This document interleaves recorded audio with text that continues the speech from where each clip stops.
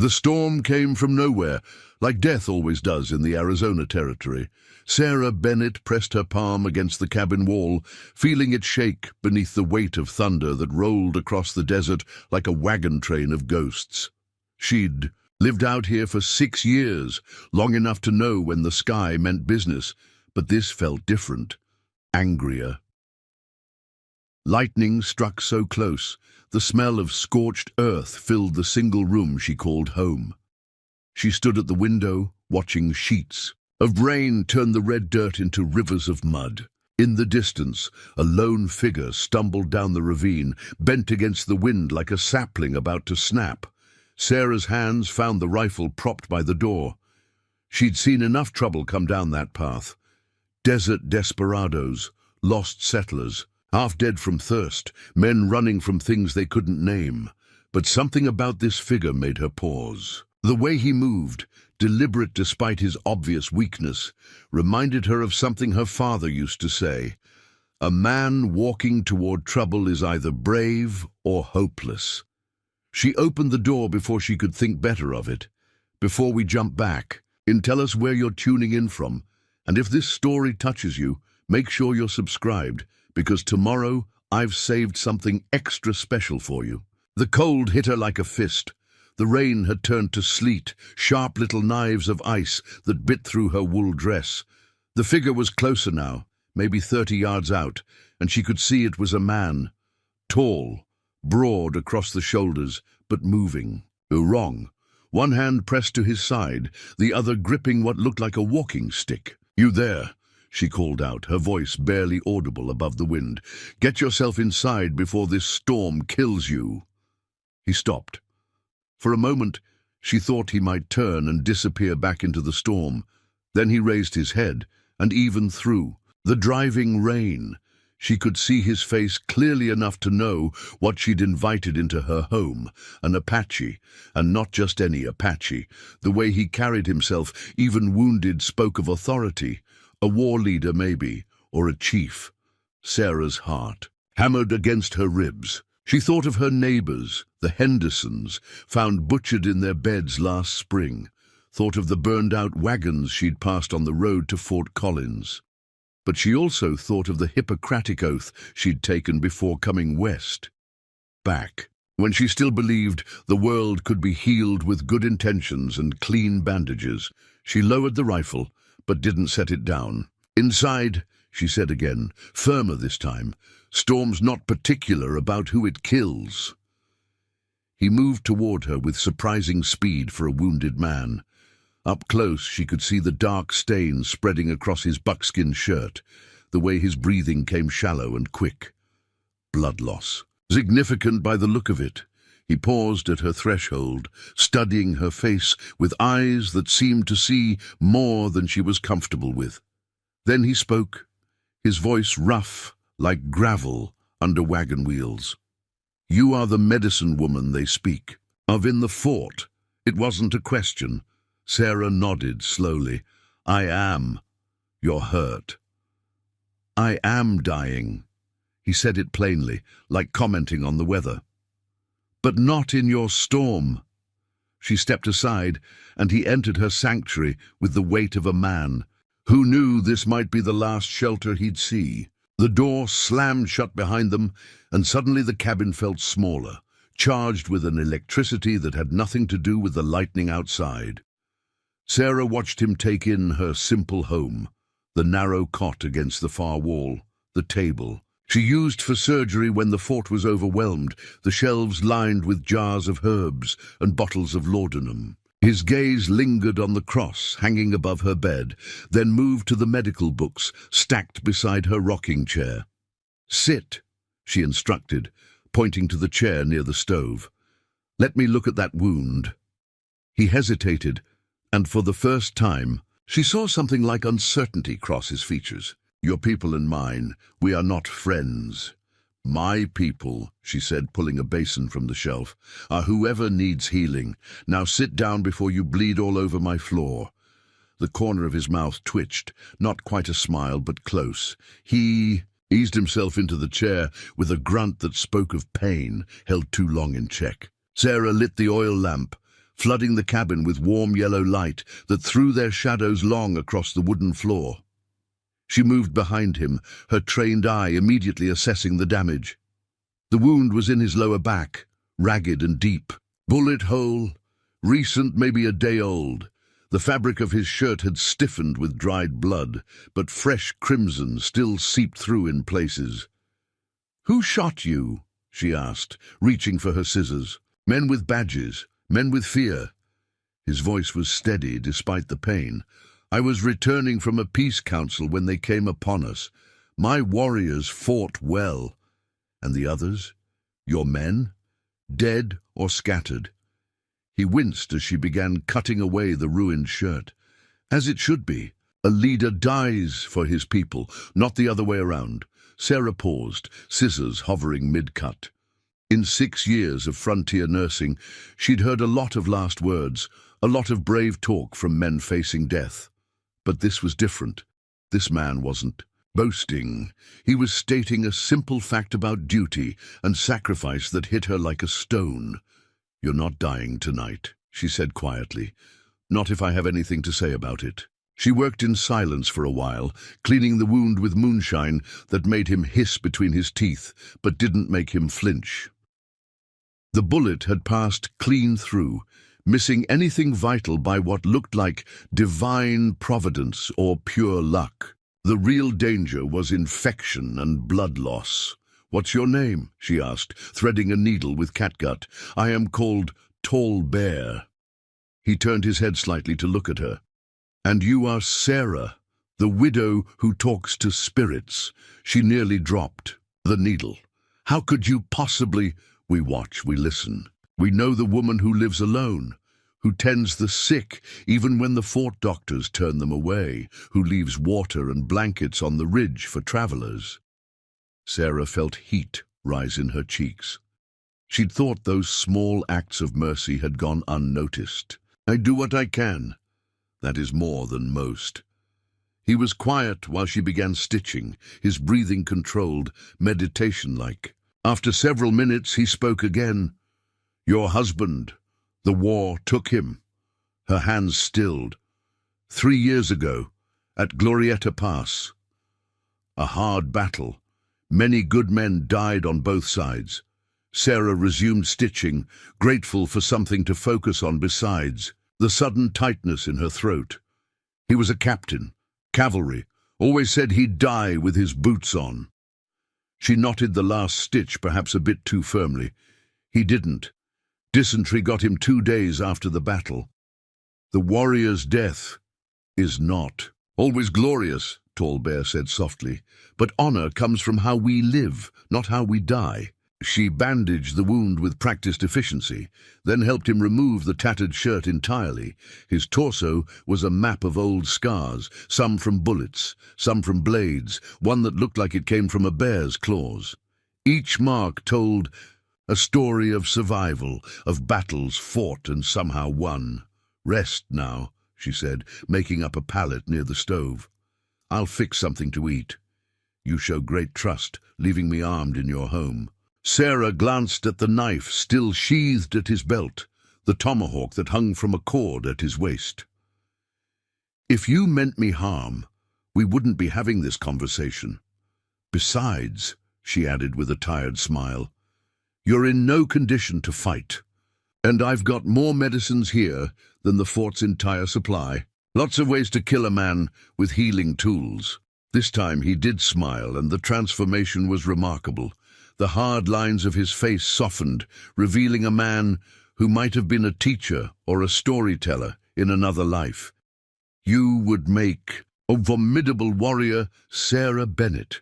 She busied herself with the pot over the stove, trying to ignore how the compliment warmed her more than it should. "I'll settle for being a decent nurse." They ate in companionable silence, rabbit stew she'd made that morning, thick with winter vegetables. Tall Bear managed only a few bites, but color was returning to his face. The storm continued to rage, outside rattling the windows and howling like a living thing. "Tell me about your people," she said finally, "the ones who will come looking for you." His expression grew thoughtful. "They are my family, blood and bond. warriors who have fought beside me for many seasons, women who raised my children after their mother died, elders who keep our stories alive." He paused, looking into the fire. "They will search until they find me or my bones. It is the way." "And when will they find you?" "Here, in my cabin. That depends on whether I'm alive or dead when they arrive." He met her gaze directly. "If I die here, Sarah Bennett, you will have given shelter to an Apache war chief in his final hours. Some of your people would call that treason. Some of my people call a lot of things treason these days," she replied, collecting their bowls. "I stopped listening to some of my people a long time ago." The night deepened around them. Sarah tended the fire, checked his bandages, administered small doses of laudanum when the pain became too much. Between his fitful bouts of sleep, they talked, or rather, he talked, and she listened. He spoke of the changing desert, how the old ways were dying as surely as men died in war, of children being taken to mission schools where they forgot their names and their tongues, of treaties made and broken, of sacred mountains sold to mining companies, of buffalo bones bleaching white in the sun. "Your people see progress," he said during one of these whispered conversations. "We see ending, not just of Apache, but of something older, something that held the world together in ways you don't understand." Sarah sat on the floor beside his pallet, the rifle across her lap, more out of habit than fear. "Maybe we're both seeing endings," she said softly. "This whole territory is changing. The war changed everything. Nothing feels permanent anymore. Nothing ever was permanent. That is the first lesson of the desert." He shifted, wincing as the movement pulled at his stitches. "But some things should be allowed to die with dignity, not butchered for sport." A gust of wind hit the cabin so hard the whole structure groaned. Sarah found herself grateful for the storm's violence. It gave them this strange intimacy, this pocket of time outside the world's rules. "You should rest," she said, noticing how his eyelids were growing heavy. "Dawn will bring its own troubles." "Dawn always does." He closed his eyes, but his hand moved to touch her wrist gently. "Thank you, Sarah Bennett, for the medicine, for warmth, for seeing a man instead of an enemy." She left her hand where it was for a moment longer than she should have. "Thank you for trusting me with your life." As he drifted off to sleep, Sarah settled into her rocking chair, the rifle across her lap. The storm showed no signs of weakening, and she knew the night was far from over. Through the window, lightning continued to split the sky, illuminating a world that seemed to be tearing itself apart and rebuilding with each flash. She thought about tomorrow, about the questions that would come when the storm broke and people noticed 2 sets of tracks leading to her cabin, but only 1 set leaving. About the war between worlds happening right here in her one-room sanctuary, but mostly she thought about the man sleeping near her stove and how easily she'd made the choice to save him. How natural it had felt, despite everything she'd been taught about savages and heathens and the proper order of things. The last thing she remembered before exhaustion finally claimed her was the sound of tall bears breathing, steady and strong now, mixing with the storm's symphony. And for the first time in 3 years, Sarah Bennett fell asleep, feeling like she wasn't entirely alone in the world. Outside, the storm raged on, but inside, something like peace had taken root. Neither of them knew it would be the last peaceful night for miles around, or that dawn would bring more than just the end of the storm. But perhaps that was a mercy too. The not knowing, the brief illusion that healing a man's body might be simpler than healing the wounds between their peoples. Preparing and narrating this story took us a lot of time, so if you are enjoying it, subscribe to our channel. It means a lot to us. Now back to the story. Sarah's dreams that night were filled with the sound of drums, though she would later convince herself they had only been thunder rolling across the desert like a promise or a warning, depending on which side of the storm you stood on. Morning came wrapped in silence so complete it felt like the world had been remade overnight. Sarah woke with a start, instantly alert. In that way soldiers learn and nurses inherit. The storm had passed, leaving behind air so crisp and clear it seemed to ring like a bell. She checked on Tall Bear first. His breathing was steady, fever minimal. The bandages showed only minimal seepage. In the grey light of dawn, she could see more clearly the lines around his eyes, the threads of silver in his black hair. He was older than she'd first thought, maybe 50, maybe more. His face had the weathered dignity of a man who'd lived. Hard, but with purpose. Coffee. She needed coffee before anything else. As she stoked the fire and set the pot to boil, a sound from outside made her freeze. Footsteps, multiple sets, trying to move quietly, but failing on the wet ground. Sarah grabbed her rifle and moved to the window. 3 men picked their way across. The muddy yard, led by Deputy Marshal Frank Morrison. She recognized the other 2, Jack Henley from the general store and Thomas Walsh, who ran the stable. All armed, all looking grim. "Bennett," Morrison called out when he was close enough. "Open up, need to talk." She glanced back at Tall Bear, still asleep, but his hand had somehow moved closer to his knife. Even unconscious, he sensed danger. "Morning." "Marshal," she called through the door. "Kind of early for social calls." Had word there was trouble out this way. Storm brought some unwelcome visitors through. Sarah's mind raced. Someone had seen Tall Bear arrive. Maybe the stable boy who sometimes helped with her supplies. Maybe someone is watching the ridge. "Only visitors I've had are the mice," she said, buying time. "And they're permanent residents."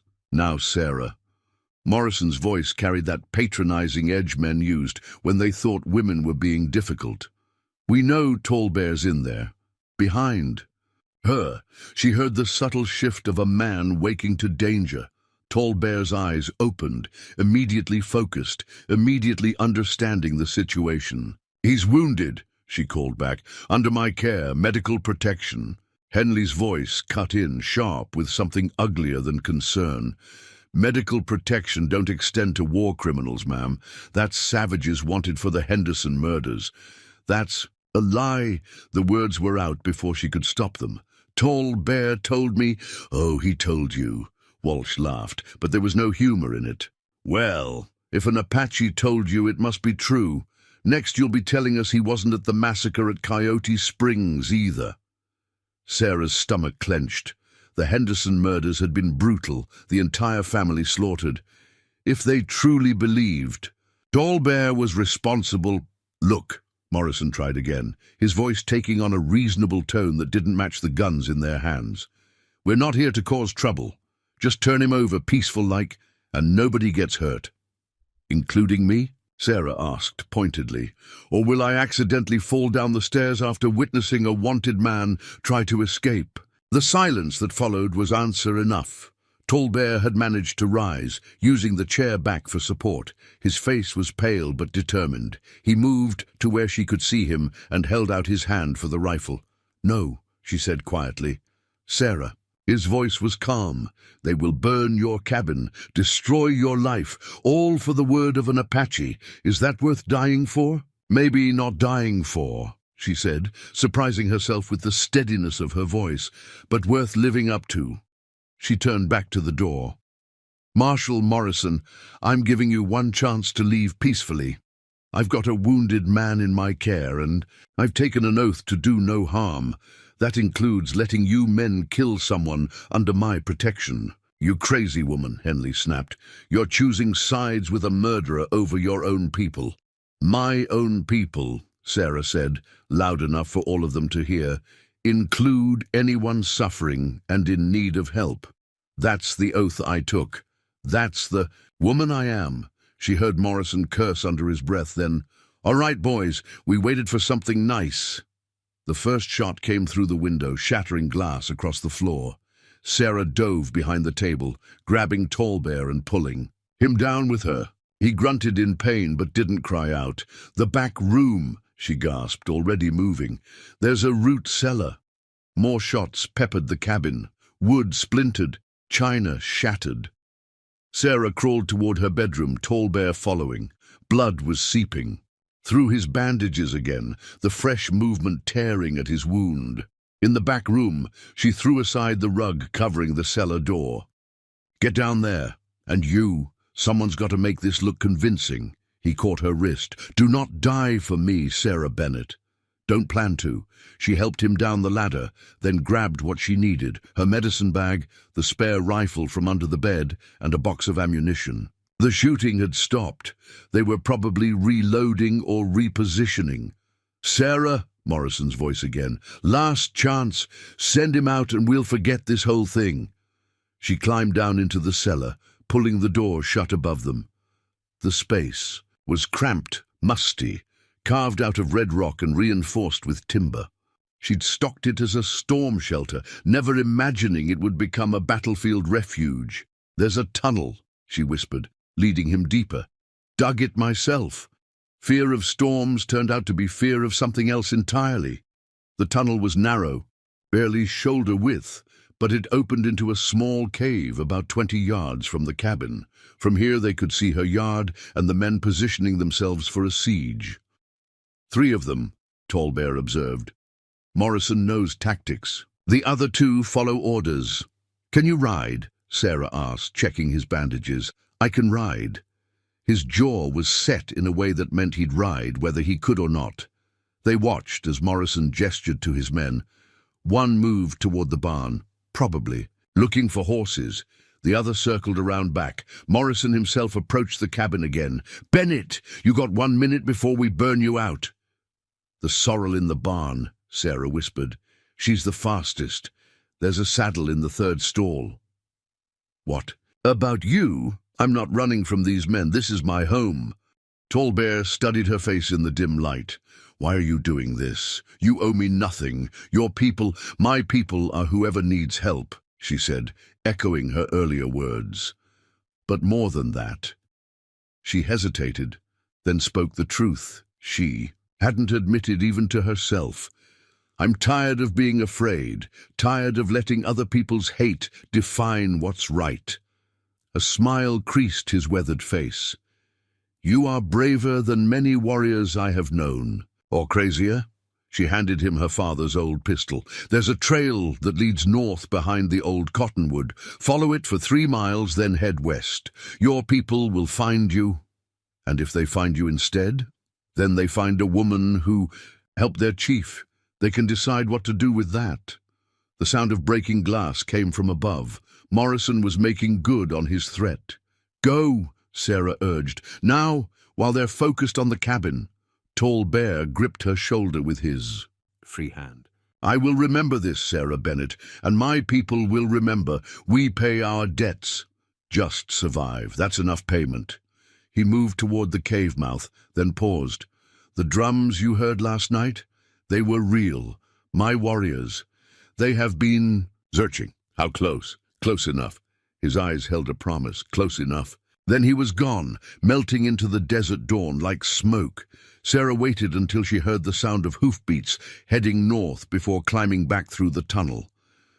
Smoke was beginning to fill the cellar. Her cabin was burning. She emerged from the root cellar into a room transformed by fire and violence. Her carefully tended home, her sanctuary for 6 years, was being consumed. Morrison stood in the doorway, Henley and Walsh flanking him. "Well, well," Morrison said, lowering his rifle. "The lady returns.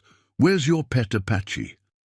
"Gone," Sarah said simply, "along with my home, my possessions, and any illusion I had about civilized behavior.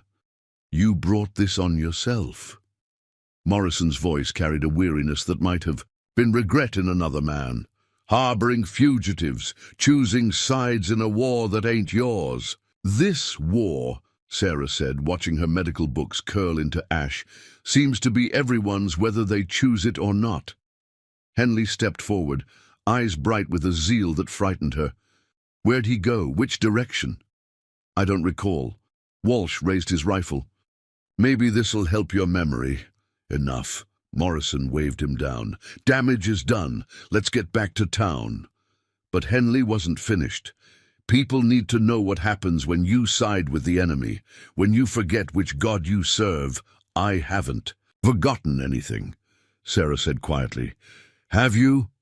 The three men left her standing in the ruins of her home, watching everything she'd built go up in smoke. But as she stood there, breathing in the acrid scent of destruction, Sarah Bennett realized something surprising. She wasn't afraid anymore. The choice had been made. The line had been crossed. And somewhere to the north, a wounded Apache chief was riding toward his people with news that would change everything. In the distance, almost too faint to hear, came the low throb of drums. Not thunder this time, but something far more ancient and far more dangerous. The sound of a message being passed from ridge to ridge, from canyon to canyon. Help was coming, but for whom remained to be seen. Sarah shouldered her bag and started walking. She had medical skills, burned hands, and a story to tell. The desert would decide where she told it. Behind her, her cabin collapsed in a shower of sparks. Ahead, the sun climbed higher, promising a day that would test every choice she'd made in the darkness. The drums grew stronger, no longer distant but approaching, and Sarah knew with absolute certainty that dawn had brought more than just the end of the storm. It had brought the beginning of something else entirely. The nearest settlement was Red Creek, 5 miles southeast. Sarah had never walked it before, always rode the supply wagon or borrowed a horse from the fort. Now, carrying nothing but her medical bag and the clothes on her back, each step measured the distance between her old life and whatever came next. The morning sun climbed mercilessly, turning the wet earth into steam that rose like ghosts around. Her boots, by the time she reached the crossroads, marked by a weathered wooden sign, sweat had soaked through her dress, and the drums had grown distinct enough to count the beats. She stopped beside the sign, reading its faded lettering. Red Creek, 3 miles Fort Collins, 12 miles Perdition, God help you. Someone had carved that last line years ago, and now Sarah understood the sentiment. The drums stopped. In the sudden silence, she heard something else, the approach of horses from the south. Too many to be Morrison returning, too organized to be random travelers. She had minutes, maybe, less to decide which direction to take. That's when she saw them. 4 Apache warriors materialized from the desert like they'd been painted there by the morning light. They sat their horses in perfect stillness, studying her with eyes that measured threat and intent. None of them were tall-bear. The leader was younger, perhaps 30, with a face like carved stone and scars that told their own stories. He wore no war paint, but his rifle rested casually across his saddle horn in a way that suggested convenience, not peace. "You are the nurse," he said, in accented but clear English. "I am." "Our chief?" "Alive when I last saw him, riding north toward the canyon country. His wound was healing, but he'll need rest and—" She gestured vaguely at her medical bag. "Proper care." The warrior exchanged looks with his companions. Something passed between them, some silent communication built on years of fighting together. "You burned your dwelling for him." It wasn't a question, but Sarah answered anyway. "I did what I thought was right. The white men will hunt you now. Your people will call you a traitor." "My people already called me many things. One more word won't kill me." The youngest of the warriors, barely more than a boy, spoke rapidly in Apache. The leader's expression shifted, not quite softening, but considering. "You have choices, nurse. The wagons you hear, they bring soldiers from Fort Collins. They know you aided our chief. They come to arrest or kill you." He nodded toward the rising dust to the south. "We offer different choice." Sarah's heart hammered against her ribs as the wagon sounds grew clearer. Morrison must have sent word immediately. What kind of choice? You know our ways of healing. Our chief says you see beyond color, beyond nation. There are others who need your skills. Wounded warriors who cannot go to white doctors, children with fever, women. He stopped, jaw tightening. Many die because they fear your people more than death itself. The wagon sounds were close now. Sarah could make out individual voices, the jingle of harnesses, the metallic clink of weapons. You're asking me to leave everything I know. You already have. The warrior gestured toward the smoke still rising behind her. The question is whether you walk forward or wait for them to drag you back.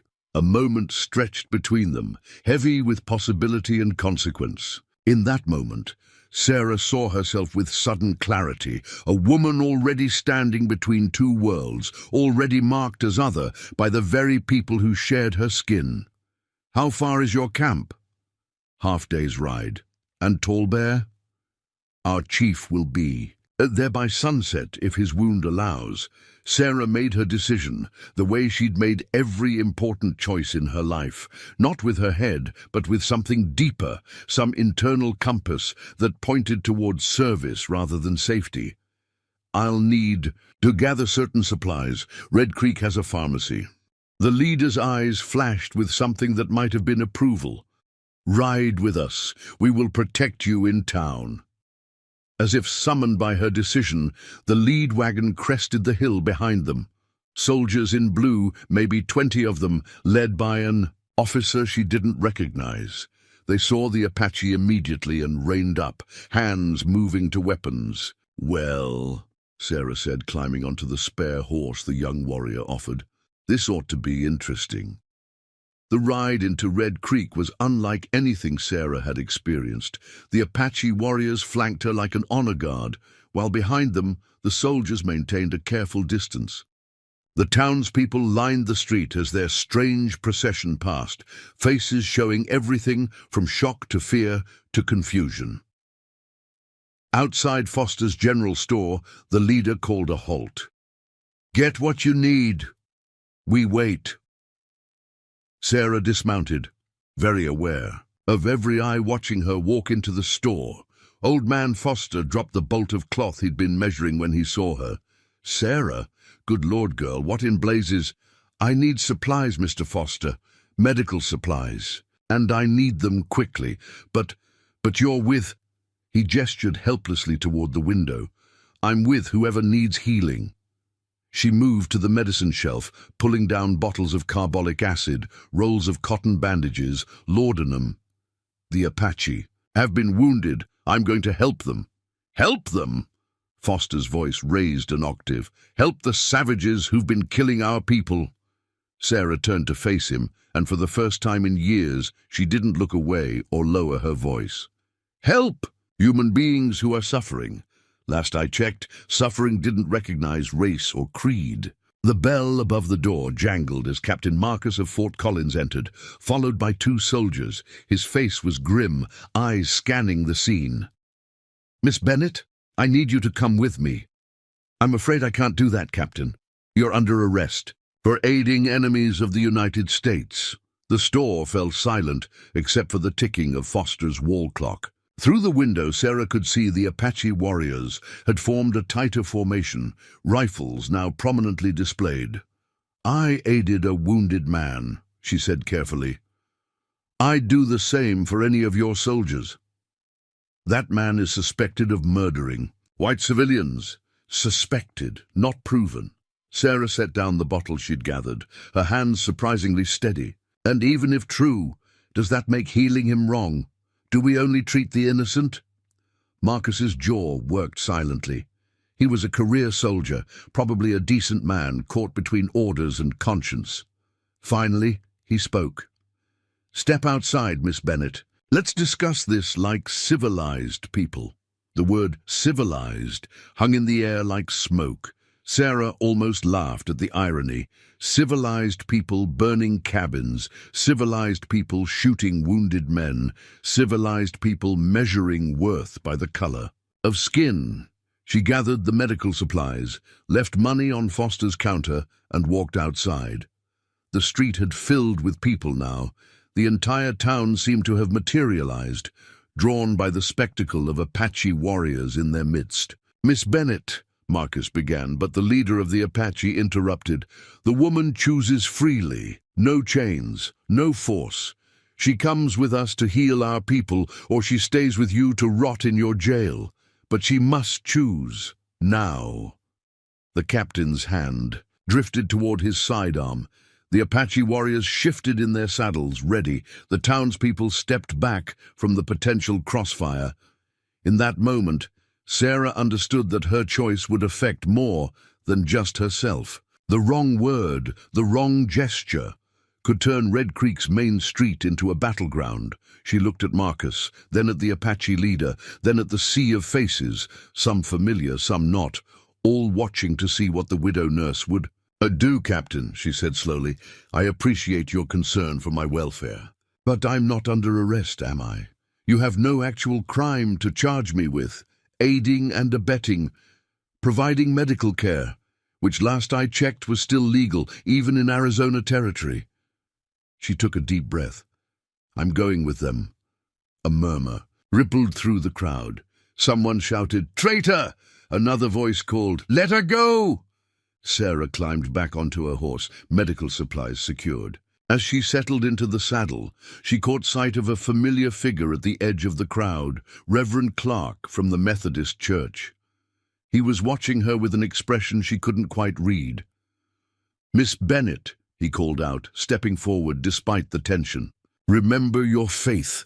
She met his gaze across the charged space between them. "I am, Reverend. That's exactly what I'm doing." The Apache leader gave a sharp nod. "We go." As they rode out of Red Creek, Sarah heard the captain ordering his men to stand down. Behind them, the town buzzed with voices, angry ones, confused ones, some that might have even been admiring. "You surprised me," the Apache leader said when they were beyond the town limits. "Most white people feared judgment from their own more than death." "I stopped caring about most people's judgment 3 years ago," Sarah replied. "When you've lost everything once, you learn what's really worth protecting." They rode in relative silence after that, the horses finding their rhythm across the rough terrain. Sarah found herself studying her companions, the way they moved as one unit, the silent signals they used, the casual competence with which they navigated land that seemed identical but was clearly mapped in their minds. The youngest warrior, the one who had spoken in Apache earlier, guided his horse closer to hers. His face was painted in simple patterns of red and black, but his eyes held an intelligence that reminded her of the medical student she'd known back east. "You speak our language?" he asked in English. "No, I'm afraid not. I will teach you if you wish. Words for healing, words for plants." He gestured toward the landscape around them. "Desert speaks differently than white man's books?" "I'd like that," Sarah said, surprised by the offer. "What's your name?" "Calls me David when white men must know. Apache name is—" He said something in his native tongue that sounded like wind through canyon walls. "Means one who watches storms." "Why storms?" A smile played at the corners of his mouth. "Born during a great storm. Mother says lightning strike 3 times the night I came. Storm watcher ever since." They exchanged language lessons as they rode. Storm watcher teaching her words for medicine, pain, healing, while she shared the Latin names for the plants she recognized along the trail. The lead warrior, who Stormwatcher introduced as Wind Runner, occasionally corrected their pronunciations or added observations about the terrain. As they topped a ridge, the leader called a halt. Below them stretched a valley Sarah had never seen before, despite living in the territory for years. A river cut through it, lined with cottonwoods, and along its banks were temporary shelters, wickiups made of brush and hide. "Our camp," Windrunner said. "Temporary. We move often now, must stay ahead of the soldiers." Sarah could see people moving among the structures, figures bent over cook fires, children playing in the shallows of the river, herds of horses grazing in the meadow beyond. It looked peaceful, organized, nothing like the savage camps described in newspaper accounts. How many? 73, counting the wounded. And families? All families here. No warriors go to war leaving their people unprotected. This is our way. They began their descent, and as they drew closer, Sarah could see faces turning toward them. Some curious, some wary, some openly hostile.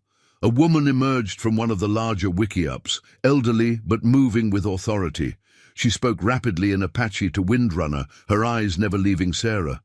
The medicine woman wonders why we bring another white into our camp when whites have brought us only bullets and broken promises, Stormwatcher translated. Tell her, Sarah said, that I bring medicine for bullets and hands for broken bodies. Promises are for politicians. I'm a nurse. Stormwatcher relayed her words, and the translation caused a stir among the gathered people. The elderly woman studied Sarah for a long moment, then turned and spoke again, her tone different this time. She says you speak with a straight tongue. She will judge you by your hands, not your words.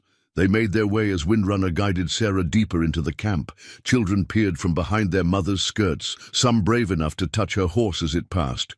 Warriors stood with arms crossed, assessing, but nobody threatened or challenged their presence. That's when she saw him.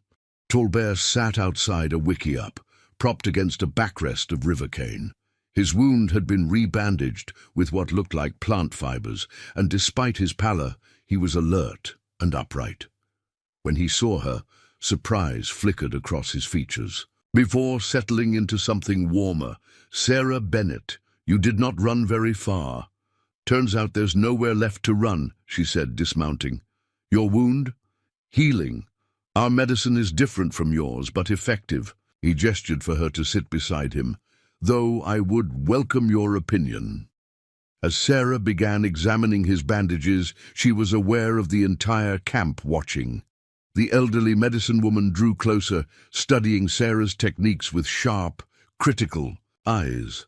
Sarah moved carefully, explaining each action to Stormwatcher, who translated for the gathering crowd. Your stitches hold well, she observed, checking the inflammation around the wound. But this poultice, what plants did you use?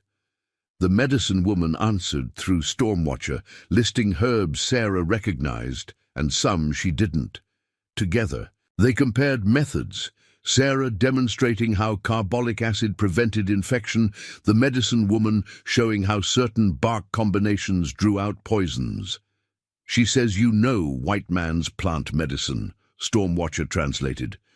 But you don't know the songs that make them truly work. Songs. Tallbear smiled at her confusion. Our healing uses more than plants, Sarah. Words have power. Intent has power. The spirit of the healer matters as much as the medicine itself. Then perhaps I have much to learn, Sarah said, surprising herself with the admission. The elderly woman nodded approvingly and began speaking rapidly to the gathered people. Several dispersed, returning with various ailments. A child with a persistent cough, a warrior with a weeks-old shoulder wound, a pregnant woman concerned about her baby's position. Sarah spent the afternoon moving through the camp, treating conditions that had been left unattended for months. Some were simple, infected cuts that cleaned well, fevers that broke with proper hydration. Others were more complex, requiring improvisation with available supplies. The elderly medicine woman shadowed her, sometimes nodding approval, sometimes offering corrections or additions. They developed a rhythm, combining Sarah's technical knowledge with traditional Apache methods. It was like learning to speak a new language, but one written in herbs and healing. As the sun began to set, painting the valley in shades of copper and gold, Sarah found herself sitting beside Tallbear again. The camp had grown quieter.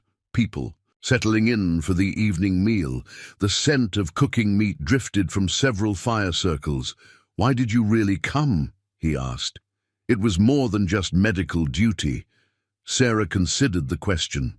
In the distance, she could hear children laughing, see families gathering around fires, observe the normal rhythms of life, continuing despite war and displacement. I spent 3 years hiding, she said finally, hiding from grief, from judgment, from life itself. Today, I realized I was tired of hiding.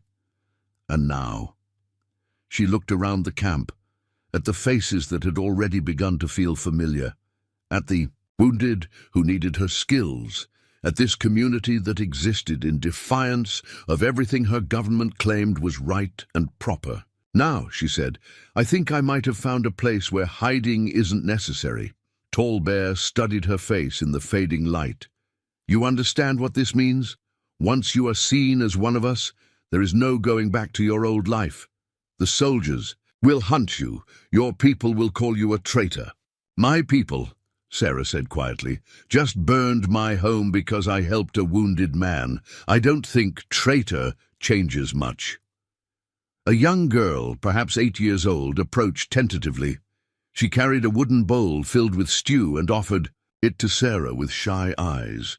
Thank you, Sarah said, accepting the bowl. The girl giggled at her attempt to pronounce the Apache words for gratitude, then scampered back to her mother. That's Redbird's daughter, Tall Bear explained. Her mother died in the raid at Salt Creek. Redbird has been caring for her alone since then.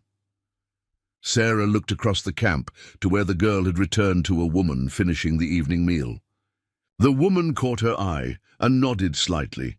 Acknowledgement, if not quite acceptance yet. How do they bear it? Sarah asked. The losses, the constant moving, the danger. The same way you bore losing your husband, Tall Bear replied. By finding a reason to continue, by protecting what remains, by believing tomorrow might be different than today. As darkness fell, someone built up the central fire. People gathered around it, some bringing drums, others rattles made from gourds. The music began slowly, just a single drum beating a rhythm, like a heartbeat. Stormwatcher appeared at Sarah's side. You should come. Tonight is for stories, for remembering, for healing in a different way. Sarah followed him to the fire circle, taking a place on a log that served as a bench. Around her, faces appeared and disappeared as flames danced, creating a world that felt both ancient and immediate. An elder stood, his voice carrying easily across the assembly. He began to speak in Apache, his words rising and falling like incantation. Stormwatcher leaned close to translate. He tells of the time before, when animals and people could speak to each other, when the earth was young and generous. The story wove around them, punctuated by drums and the crackling fire. Children listened with rapt attention. Warriors nodded at familiar passages. Even Sarah, understanding nothing of the language, felt drawn into the rhythm of the telling. When the elder finished, others took turns. Some told recent stories, battles fought, friends lost, small victories achieved. One woman sang a song that brought tears to many eyes. Stormwatcher translated, She sings for her son, killed at Apache Pass. She says his spirit rides with the wild horses now. As the fire burned lower, the mood shifted from remembrance to acceptance. People began to leave the circle, returning to their wiki-ups. But some remained, and the conversation turned more personal. You have a story to tell, Windrunner asked Sarah. All who sit at fire can speak. Sarah hesitated. In her old life she would have declined, claimed she had nothing worth sharing. But something about the night, the faces around the fire, the day's events, made her speak. I have lost much, she began, Stormwatcher translating.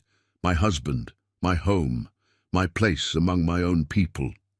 She paused, looking into the flames. Today I chose to lose my old life completely, to save what I could of my soul. The fire popped, sending sparks spiraling upward. Several people nodded, understanding loss in ways that needed no translation. But I have found something too, she continued. I found that healing knows no boundaries, that kindness exists beyond the barriers we build, that sometimes you have to lose everything to find what truly matters. Her words hung in the night. Air for a moment before Stormwatcher finished translating. Then something unexpected happened. The elderly medicine woman, who had been so critical during the day, reached across the circle and briefly touched Sarah's hand. "She says," Stormwatcher explained, "that you have the true heart of a healer. The rest, the songs and ceremonies, these can be taught." The gesture moved Sarah more than she expected. In that simple touch, she felt acceptance, validation, and the promise of mentorship. The medicine woman smiled, her weathered face transforming. With warmth, as the gathering dispersed, Tall Bear appeared at Sarah's side. "Come, I will show you where you will sleep." He led her to a small wickiup at the edge of the camp. It was simple but well constructed, with a bed of furs and blankets, a small fire pit, and a place to store her medical supplies. "This was my sister's before she married," he explained. "You will be comfortable here. Thank you." Sarah set down her bag, exhausted but strangely energized. "Tall Bear, can I ask you something?" "Of course. When I first saw you in the storm, I was terrified. Everything I'd been taught told me to run, to see you as an enemy." She paused, looking out through the wickiup's entrance at the dying fires, across the camp. "What's changed? In me, I mean. Why doesn't it feel like I'm betraying my own people?" Tall Bear was quiet for a long moment. "Perhaps," he said finally, "you are not betraying your people. Perhaps you are finally becoming who you were meant to be. The color of your skin doesn't determine the worth of your heart. The soldiers will come for you, for all of us now. Yes, they will come. But tonight we have peace. Tonight you have found your place. Tomorrow will bring its own troubles." He touched her shoulder gently. "Sleep well, Sarah Bennett. Tomorrow you begin learning the songs." After he left, Sarah sat on her new bed, listening to the sounds of the camp settling into night. Somewhere, a baby cried and was quickly soothed. A horse whinnied softly. The wind rustled through the cottonwood leaves. She thought about the day's events, the choices made, the bridges burned. There should have been fear, regret, uncertainty. Instead, she felt something like peace. For the first time in 3 years, Sarah Bennett fell asleep, feeling like she belonged somewhere, that the work she did mattered, that the person she was becoming was worth the cost of leaving behind who she had been. In her dreams that night, she heard drums again. But this time, they weren't calling her towards something unknown. They were welcoming her home. And in the distance, though she wouldn't learn this until morning, Captain Marcus sat in his tent at Fort Collins, writing a report that would change everything. A report that would bring not just soldiers, but civilians, settlers, and politicians demanding answers. The peace wouldn't last. But for tonight, in a hidden valley in Apache territory, a woman named Sarah Bennett had found her place in a story much larger than herself. The next morning would bring the song lessons, and the day after, the first scouts would appear on the ridges watching the camp, and the day after that the real test would begin. But tonight, for the first time in years, Sarah Bennett slept without dreaming of drums warning her of storms to come. Instead, she dreamed of songs that healed, hands that helped, and a community that had room for one more broken soul trying to find her way toward something like redemption. The stars wheeled overhead, indifferent to the small human dramas playing out beneath them. But in one wickiup at the edge of an Apache camp, a white woman slept peacefully among people she'd been taught to fear, having chosen a path that would reshape her understanding of where home could be found. Tomorrow would bring its challenges. But tonight was for rest, for acceptance, for the quiet moment before the storm truly began. And in his own wickiup, Tall Bear sat awake longer than usual, considering the woman who had risked everything to save his life. He had seen her strength, her stubbornness, her compassion. He had also seen the soldiers gathering at the fort, the angry townspeople demanding action, the political pressure building like a thunderstorm on the horizon. Sarah Bennett had chosen to stand with his people, Now it remained to be seen whether his people could protect her from the consequences of that choice. The drums were silent that night, but thunder, as always, was waiting to return. Sarah woke to the sound of gunfire echoing across the valley. Not the sharp crack of hunting rifles, but the disciplined volleys of military carbines. She was out of her wickiup before consciousness fully returned, medical bag in one hand, rifle in the other. The camp had already sprung into motion with practiced efficiency. Warriors grabbed weapons while women gathered children. The elderly moved toward predetermined defensive positions. This was not their first attack. "How many?" she called to Stormwatcher as he ran past. 24 soldiers. "Maybe more is coming." He paused, breathing hard. "They have the high ground, East Ridge." Sarah's mind raced. 24 soldiers meant Captain Marcus had disobeyed his orders to wait for reinforcements. The confrontation in Red Creek had forced his hand, political pressure overriding military caution. Wounded? Not yet, but soon. Stormwatcher gestured toward the river crossing. "They push us toward the canyon. No escape that way." She understood immediately. The soldiers weren't trying to overrun the camp. They were herding them into a box canyon where the Apache would have no choice but to surrender or fight to the death. Windrunner appeared beside them, war paint already applied. "Tall Bear wants you in the medicine lodge, protected." "No." The word came out stronger than she expected. "My place is with the wounded. You are not warrior." "I'm not a warrior," Sarah interrupted, "but I'm not hiding either. Point me toward the wounded." Windrunner studied her face, then nodded curtly. "Behind the large wickiup. Stay low. Bullets don't care about healers." Sarah moved through the chaos, noting how the Apache defense took shape. Warriors positioned themselves behind every bit of available cover, logs, rocks, the slight rise of ground near the river. Women and children disappeared into sheltered areas, but several women stayed, reloading weapons for the men. The first wounded warrior came stumbling back from the forward position, blood streaming from his shoulder. Sarah met him halfway, guiding him behind the medicine lodge, where the elderly woman had already begun laying out supplies. "Bullet went through," she assessed quickly, pressing cloth against both entry and exit wounds. "Clean, you're lucky," he grimaced. "Today, luck means dying slow instead of fast." More gunfire erupted, and 2 more wounded made their way back. Sarah's hands moved automatically. Pressure here, tourniquet there, laudanum for the worst of the pain. The elderly medicine woman worked beside her, their different approaches complementing each other, without the need for words. Then Tall Bear appeared, his face grim. "They've brought a mountain howitzer. Single cannon, but enough to destroy the camp if they position it right." Sarah's stomach dropped. A howitzer meant this wasn't just a disciplinary action. Someone wanted the Apache eliminated permanently. How long? Maybe an hour. They need to drag it up the slope. His eyes met hers. "Sarah, there's something you should know.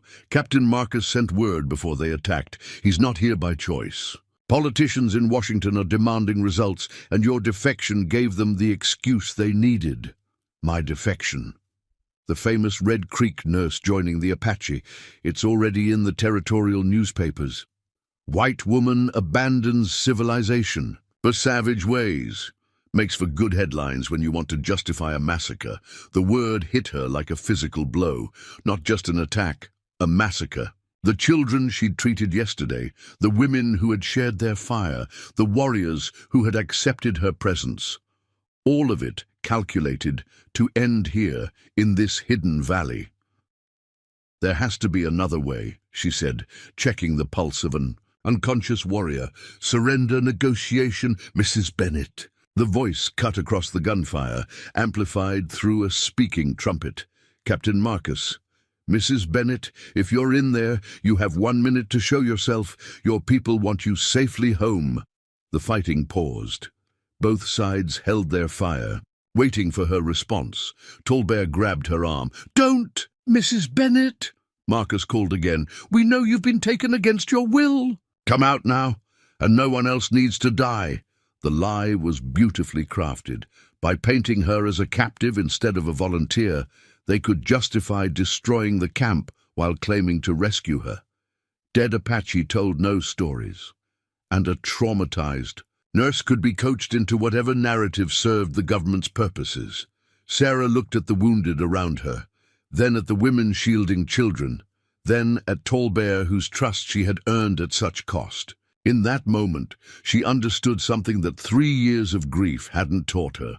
Sometimes the only way to save what you love is to sacrifice everything you have left. "I'm going out there," she said. "No, not to surrender." She opened her medical bag, pulling out a small bottle she kept hidden behind the laudanum. "Tell me, what do your songs say about poison?" The elderly medicine woman's eyes sharpened. She spoke rapidly in Apache. "She knows this plant," Stormwatcher translated. "White man's sleeping medicine, too much kills." Sarah nodded. "Exactly." She looked at Tallbear. "How many soldiers did you see?" "Honestly, more than we can fight. 50, maybe 60. They held some in reserve. And they're expecting me to walk out, traumatized, grateful for rescue." She stood, checking the cylinder of her revolver. "What if I give them exactly what they expect?" Understanding dawned in Tallbear's eyes. "You would die for us?" "I would live for you," she corrected. "But if dying is what it takes—" She pressed a piece of paper into his hand. "I wrote this last night. Testimony about the healing traditions. I've seen the innocent families in this camp. Get it to someone who matters. Reverend Clark, maybe. He seemed different." The medicine woman stood abruptly, speaking urgently. "She says no," Stormwatcher translated. "We do not sacrifice healers. It is taboo." "Then change the taboo," Sarah said gently. "Or change the world. Right now, I'm the only chip we have to play." The gunfire had resumed, more sporadic now. Both sides conserving ammunition, waiting for something to shift the stalemate. Stormwatcher touched her arm. "There is another way. Secret path through the rocks. Not all must die here." "How many can escape?" "Women and children. Some elders. Maybe half the warriors." "And the rest?" His silence answered her question. Sarah closed her eyes, seeing the faces of every child she'd treated, every warrior she'd bandaged. "Mathematics of death, calculated in heartbeats and lives. Show me the path." He led her to a narrow cleft between boulders at the western edge of camp. Hidden from the soldiers' position, it angled down toward a dry creek bed that could conceal movement. "You could go," Tallbear said, joining them. "Escape with the others. We would not blame you. And live with knowing I could have saved some of you and chose to save myself." She shook her head. "I've spent 3 years running from guilt. I won't start living with regret too." The old medicine woman approached, carrying something wrapped in soft leather. She unwrapped it to reveal a small pouch, dried herbs mixed with something darker. "She says," Stormwatcher explained, "if you choose death over dishonor, use this. Easier than white man's poison. No pain, just sleep." Sarah accepted the pouch, touched by the gift, the acceptance it represented. "Tell her I hope I won't need it, but thank her for understanding why I might." "Mrs. Bennett," Marcus's voice again. "Final warning. Come out now, or we open fire on the entire camp." The howitzer boomed in the distance, a test shot that sent a fountain of earth skyward 50 yards short of the wiki-ups. The message was clear. Next time they wouldn't miss. "Go," Sarah told Tallbear. "Get your people out. I'll buy you time." How will you? "I'm going to do what white women do in the Penny Dreadfuls," she said with a bitter smile. "I'm going to faint, dramatically. And while they're trying to revive their precious rescued captive, you run." She started walking toward the edge of camp, medical bag left behind, hands visibly empty. As she moved, she heard the rapid whispers behind her. the organization of escape, the quiet gathering of essential supplies. "Don't shoot," she called out, her voice cracking with manufactured fear. "I'm coming out. They kept me prisoner. But I escaped." She stumbled into view, clothes torn from her crawl through the rocks, hair wild, playing the role of traumatized captive. The soldiers lowered their rifles slightly, creating the opening she needed. "Thank God," Marcus called back. "Come forward slowly." She took 3 steps, 4, then let her knees buckle. As she fell, she saw movement at the edge of her vision. Families slipping away through the cleft in the rocks, warriors providing covering fire. Strong hands caught her before she hit the ground. Soldiers surrounded her, blocking the Apache's line of sight. "Ma'am, can you hear me?" A young corporal's voice, genuinely concerned.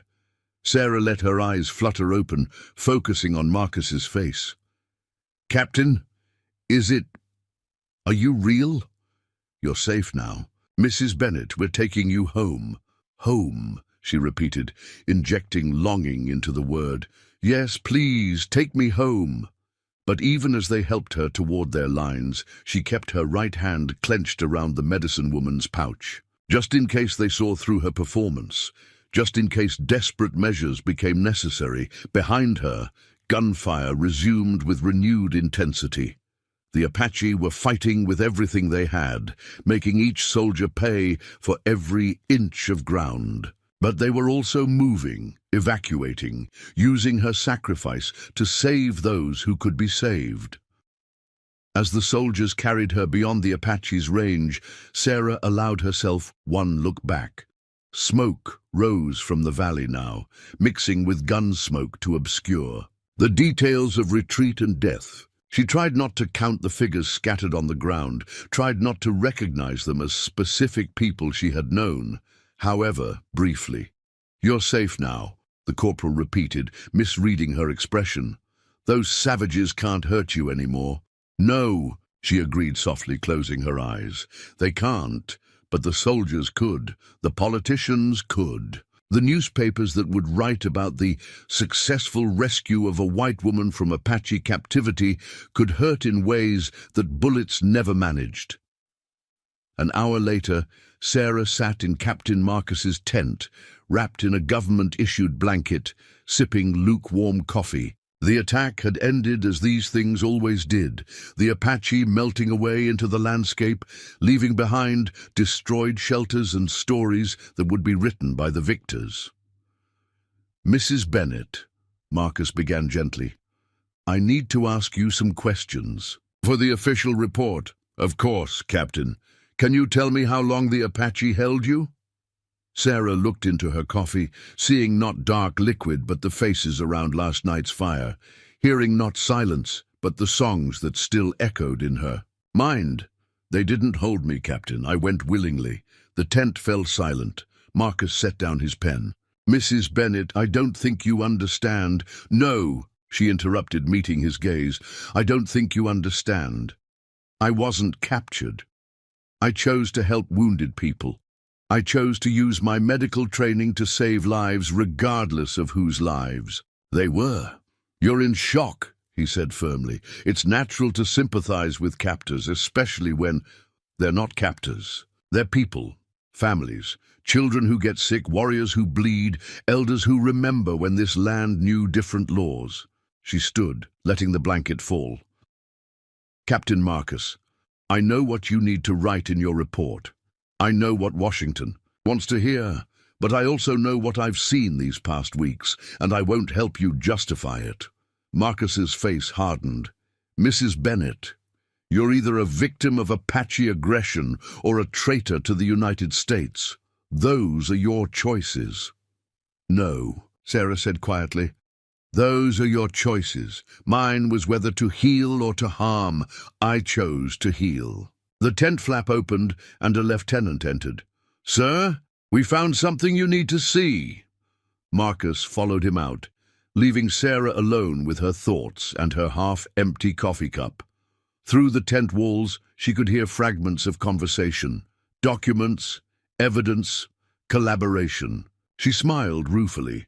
They'd found the paper she'd given Tall Bear, or copies of it. The Apache were more clever than the army gave them credit for. When Marcus returned, his expression had shifted. The paternal concern was gone, replaced by military. And calculation. Mrs. Bennet, I'll be direct. You can claim you were forced, that you acted under duress. The newspapers will write you as a hero, the brave nurse who endured captivity to gather intelligence. You'll be celebrated, protected, or you can insist on this story of voluntary aid to the enemy, in which case I'll have no choice but to arrest you for treason. The choice hung between them like smoke. Sarah thought of her destroyed cabin, her burned bridges, the life she'd already sacrificed. She thought of Stormwatcher teaching her Apache words, of the medicine woman accepting her into the healing circle, of children who had smiled at her attempts to speak their language. Captain, she said finally, I've been running from the truth for 3 years. I'm done running. Mrs. Bennet. My name is Sarah. Just Sarah, and I stand by every choice I've made. Marcus nodded slowly, then called for the lieutenant. Place Mrs. Bennet under arrest. Charge her with providing aid and comfort to enemies of the United States. As they led her out of the tent, Sarah caught sight of the valley where the Apache camp had been. The sun was setting now, painting the sky, in colors that reminded her of war paint and sacred ceremonies. Somewhere out there, if all had gone according to plan, families were reuniting, children were being comforted, wounds were being tended by capable hands. It was enough. It had to be enough. The guards led her to a supply wagon converted into a temporary jail. As she climbed in, she noticed something tucked beneath one of the crates, a small bundle wrapped in familiar leather, the same kind the medicine woman had used for her gift. Inside, she found dried herbs, bandages made from soft hide, and a note written in careful English. Songs work best when sung with true heart. We remember, we do not forget. One who watches. Sarah pressed the bundle to her chest, wondering how they'd managed to leave it here under the noses of armed soldiers. Perhaps some kinds of magic worked regardless of armies or governments. As the wagon rolled toward Fort Collins, and whatever fate awaited her there, Sarah Bennet closed her eyes and hummed softly. The melody came without effort, one of the healing songs she'd heard last night, when the world had seemed full of possibility instead of charged with consequence. The guard looked at her strangely, but said nothing. Let him think her mad. Madness was easier to explain than the truth, that some choices once made changed you so completely that prison walls seemed like just another kind of shelter. And somewhere in the desert night, drums began to beat again. Not in warning this time, but in farewell and in promise. The storm had finally broken. Now came the questions of what could grow in its aftermath, and whether the price of truth was worth the harvest it might bring. Sarah hummed louder, filling the wagon with music that belonged to no single nation, that recognized no boundary between healer and warrior, between choice and consequence.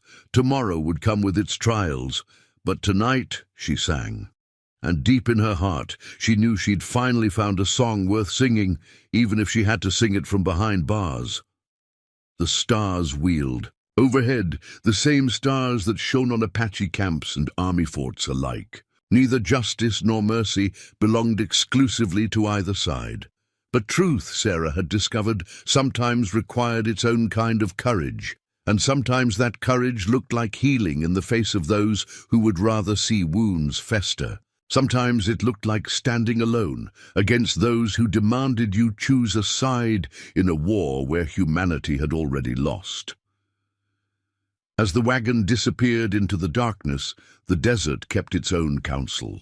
The Apache drums echoed one last time, then faded into silence, but in certain canyons, if you knew how to listen, you could still hear them.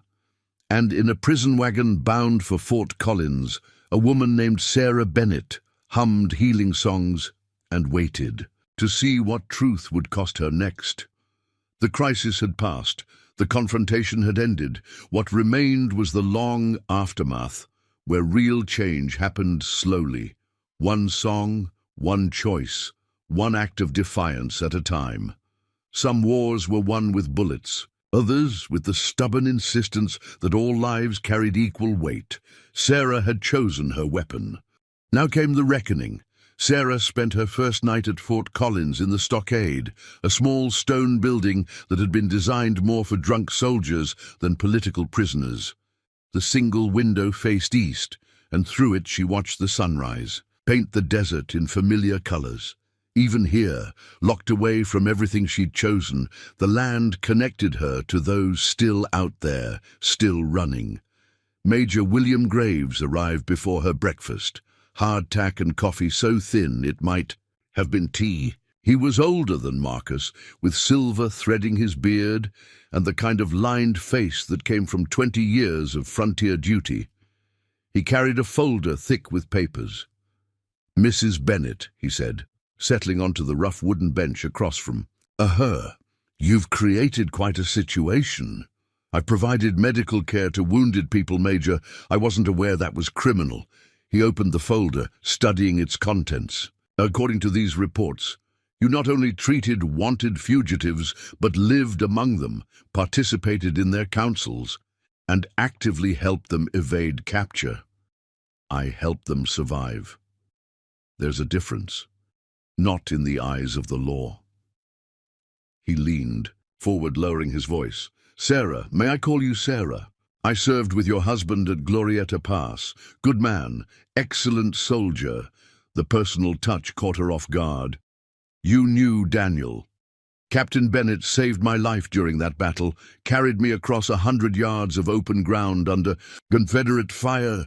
Graves touched a scar visible above his collar, took shrapnel to the shoulder doing it. "He was everything the army wants in an officer. He was everything anyone could want in a man," Sarah said quietly, "which is why I'm trying to understand how his widow ended up consorting with hostiles." "They're not hostiles, Major. They're people, fighting for their homes, their families, their right to exist as they choose." Graves sighed, closing the folder. 3 white families were murdered last month. The Henderson massacre you know about.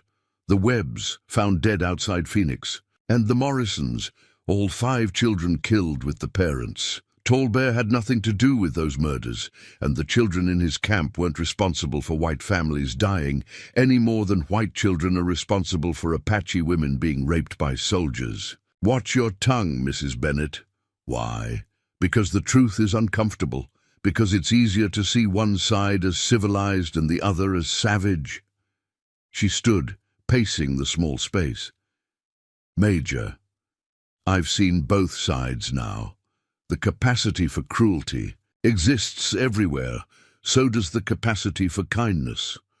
The territorial governor is arriving tomorrow. He's already spoken with newspaper editors in Phoenix and Albuquerque. The story they're running is about an army rescue, saving a kidnapped nurse who bravely endured captivity while gathering intelligence on Apache movements. That's not what happened. No. But it's what the people need to hear. It's what maintains. Order prevents panic. He stood, moving to the small window. "Sarah, you have a choice. Sign this confession stating you provided information under duress. Accept the governor's commendation for your bravery. Return to your life with honor intact. Or face trial for treason, possible execution, certain imprisonment. All for people who would sell you to the highest bidder without a second thought." Sarah moved beside him, looking out at the morning activities of the fort.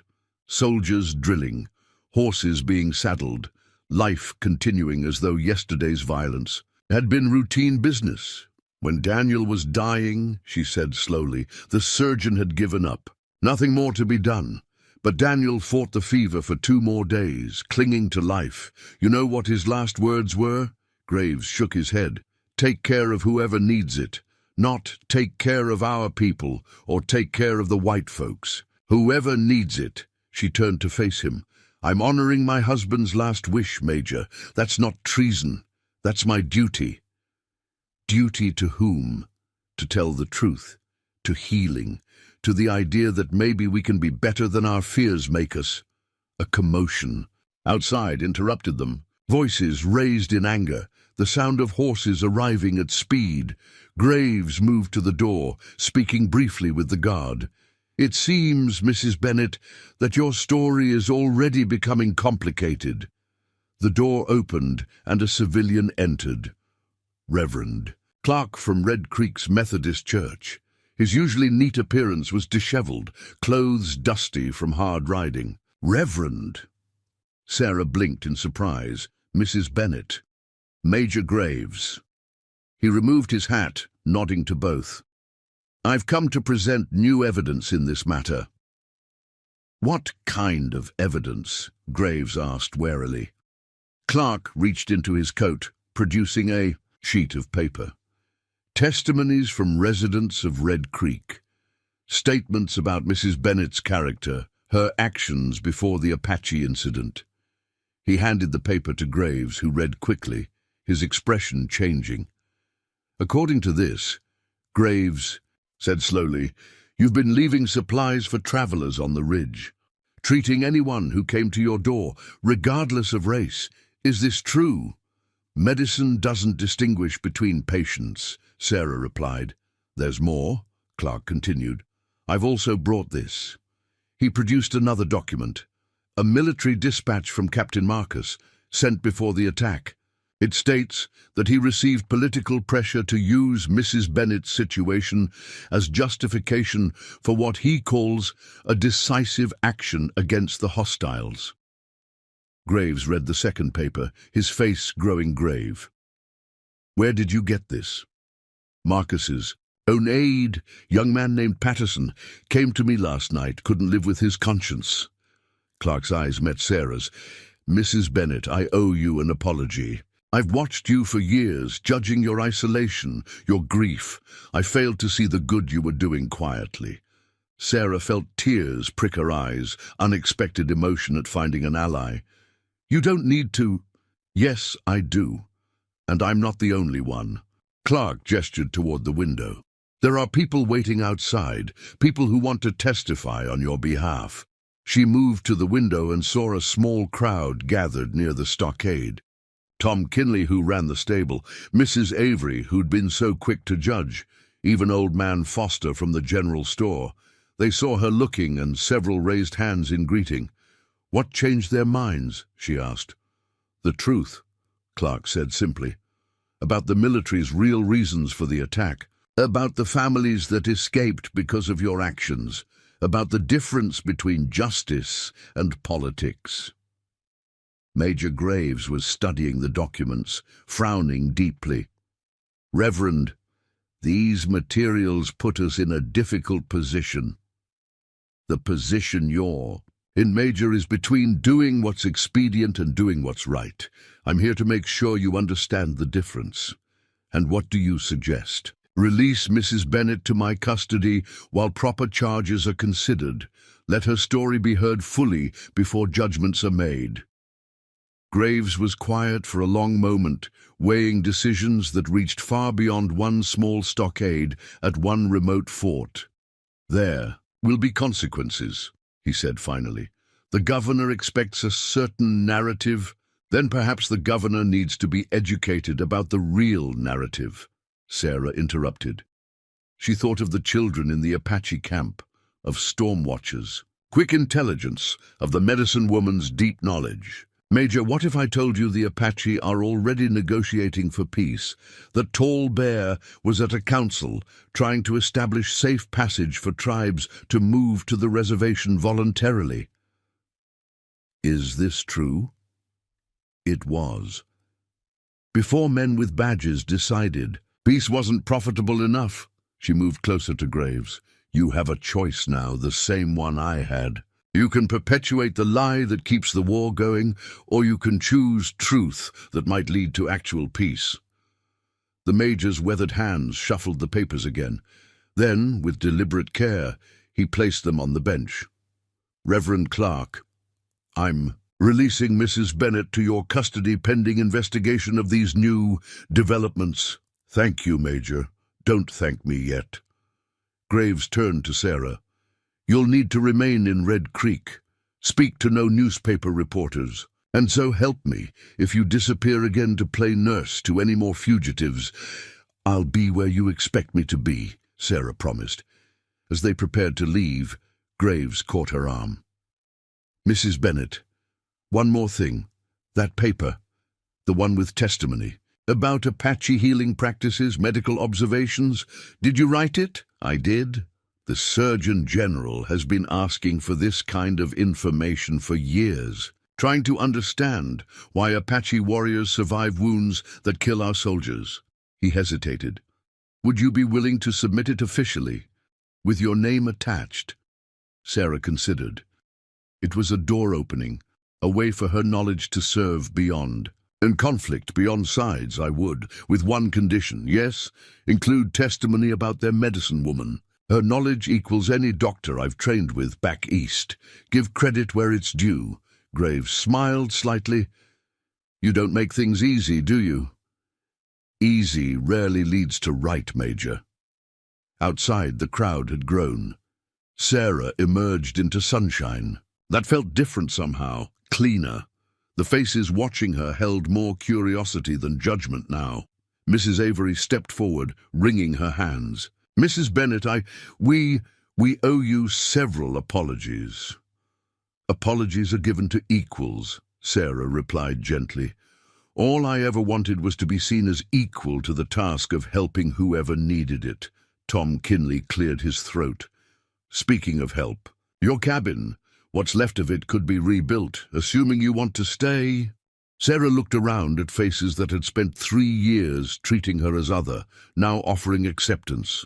Then she looked west, toward the mountains where an Apache camp had been, where families had escaped, where different songs carried different truths. "I'll stay," she said, "but not to rebuild what was. Maybe it's time for something new entirely." As they prepared to ride back to Red Creek, Storm Watcher materialized at the edge of the crowd. Or Sarah thought it was him. The young man caught her eye briefly, nodded once, then melted away before soldiers could react. At that moment, she understood that her story was far from over. The ride home was different than any she'd experienced. For the first time in 3 years, Sarah Bennet rode not in isolation, but surrounded by her community. Reverend Clark spoke quietly of changes coming, of new understanding needed, of bridges to be built between worlds that had collided too violently for too long. "The newspapers will still call for blood," he warned. "Politicians will still want their war. Let them," Sarah said. "Truth has a way of emerging, even through lies." By the time they reached the ruins of her cabin, sunset was painting the sky in familiar colors. The burnt timbers cast long shadows, but already she could see how the land might be healed, how new growth might emerge from ash. Tom Kinley surveyed the damage. "Could have a new cabin by winter, bigger if you want." "I want," Sarah said, surprising herself. "And maybe include a space for teaching, for sharing different kinds of medicine." Mrs. Avery's eyebrows rose. "Teaching what?" "Everything. I've learned from textbooks and from experience, from white doctors and from Apache healers, from grief and from hope." She looked at the woman who had once led the charge against her. "Would you be interested in learning, Mrs. Avery?" The question hung in the air like smoke. Then slowly, Mrs. Avery nodded. "I might be, at that." As the townspeople dispersed, promising to return with lumber and labor, Reverend Clark lingered.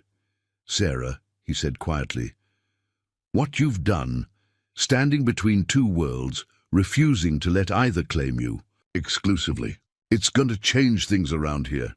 Things need changing, Reverend. The question is whether we're brave enough to be part of it. Are you?" She looked west again, where drums might still be heard if you knew how to listen, where families were rebuilding their own lives, where different truths waited to be acknowledged.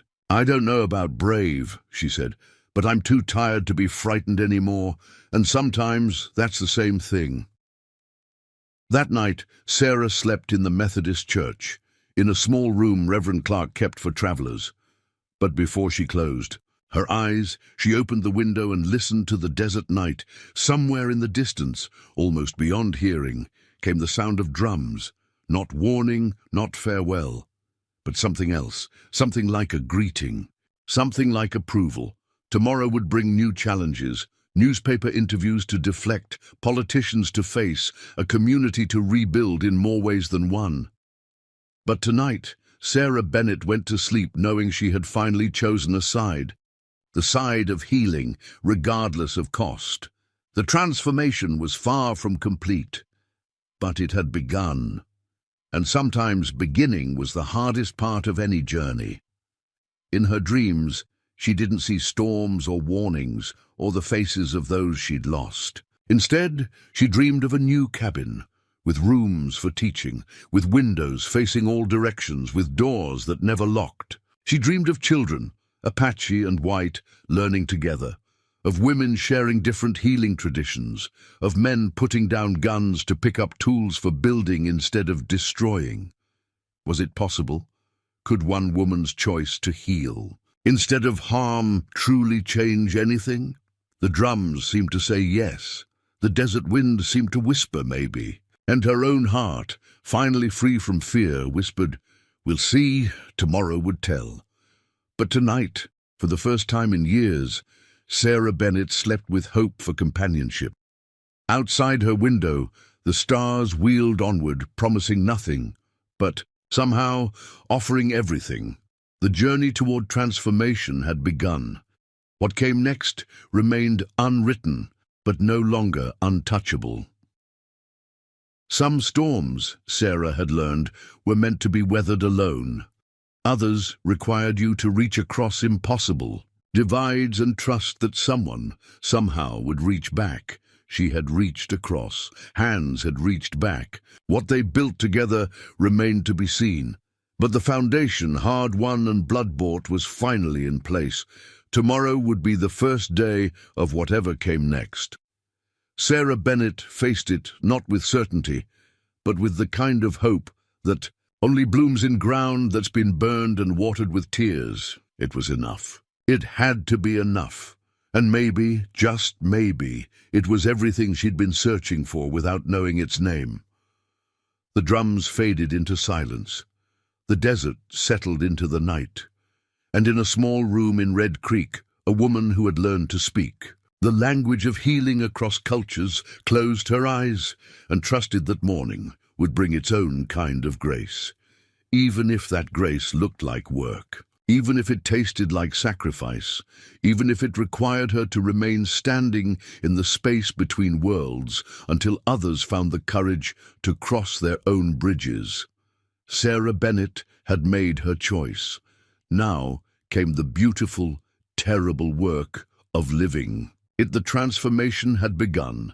The story would continue to write itself, one choice, one day, one song at a time, and somewhere in the vast desert night, a nation held its breath, waiting to see what grew from the ashes of old certainties. Change rarely came easily, but it came. It always came. The question was whether you helped it along or stood in its way. Sarah had made her choice. She would help it along, no matter what storms still waited on the horizon. After all, she'd weathered worse. And this time, she wouldn't have to weather them alone. That was the real transformation, not just in her, but in the world she'd chosen to inhabit. A world where healers were needed more than warriors, where bridges mattered more than walls, where the courage to care might, just might, prove stronger than the habit of hate. Time would tell. But for the first time in years, Sarah Bennett was willing to wait and see what time might bring. She closed her eyes and let sleep take her, while outside the desert kept its endless watch, holding all stories, those already told and those yet to come. Tomorrow would begin the next chapter.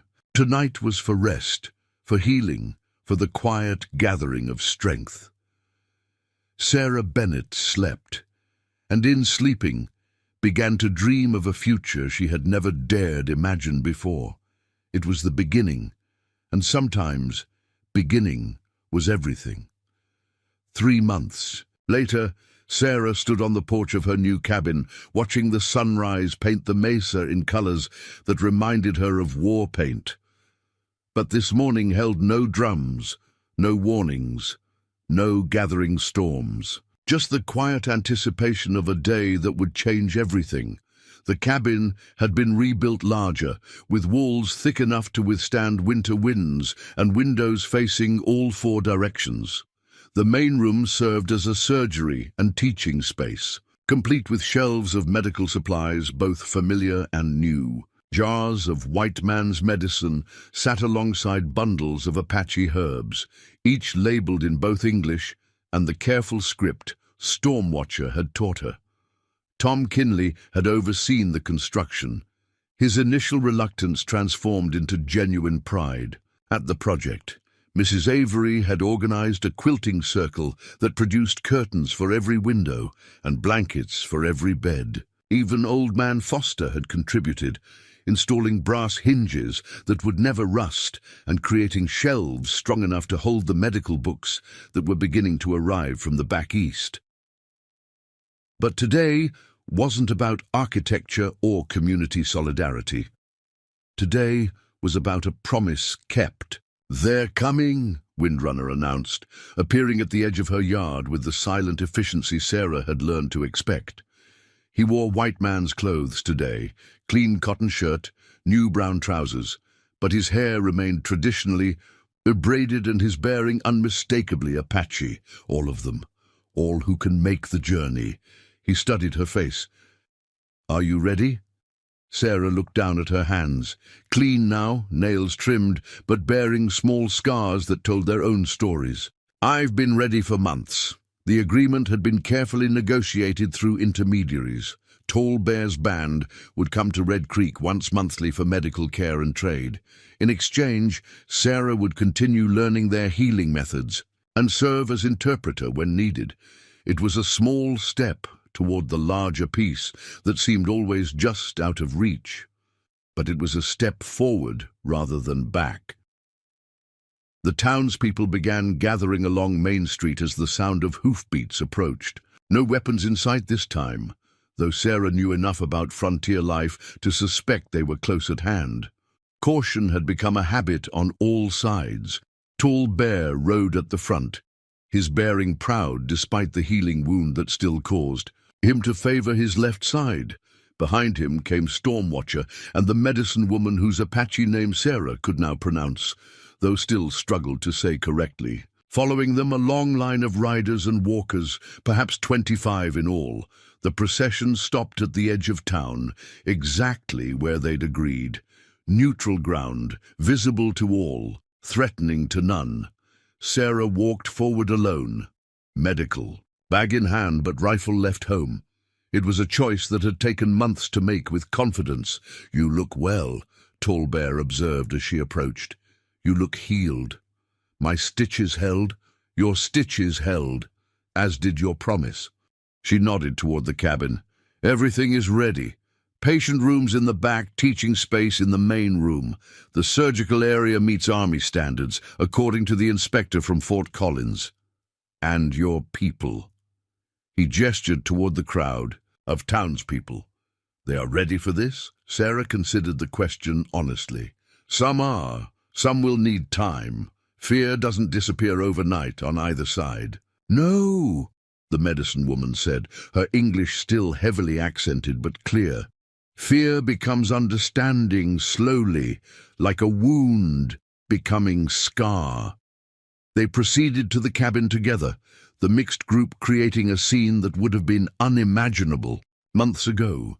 Apache warriors sharing space with white settlers, children of both worlds eyeing each other with curiosity rather than terror. The medical work began immediately. A warrior with an infected shoulder wound, a child with a persistent cough, an elderly woman whose joint pain had worsened with the changing seasons. Sarah moved between patients with practiced efficiency, the medicine woman at her side, their collaboration now smooth with practice. Stormwatcher had taken on the role of translator, for both medical terms and cultural nuances that crossed between worlds. His English had improved dramatically, aided by evening lessons with Reverend Clark, who had developed an unexpected interest in Apache linguistics. "Mrs. Bennet," called Mrs. Avery from the doorway, "several women are asking about the herbal preparations you mentioned, the ones for childbirth." Sarah looked up from bandaging a sprained ankle. In the early days, such a question from Mrs. Avery would have carried judgment, suspicion. Now it held genuine curiosity. "Come in. The medicine woman and I were planning to demonstrate today's lesson anyway." What followed was a scene Sarah had dreamed of, but hardly dared hope for. White women and Apache women sitting together, sharing knowledge about plants and preparations, life cycles and healing traditions. Language barriers were overcome with gestures, drawings, and the universal understanding of women helping women. Midday brought a shared meal, not elaborate, but symbolic. Stew cooked by the Methodist church ladies served alongside dried meat and corn, prepared in traditional Apache fashion. People ate separately at first, but gradually the boundaries softened. Tom Kinley found himself discussing horse training techniques with Windrunner. Foster's daughter shyly shared peppermint candy with an Apache girl of similar age. It wasn't perfect integration.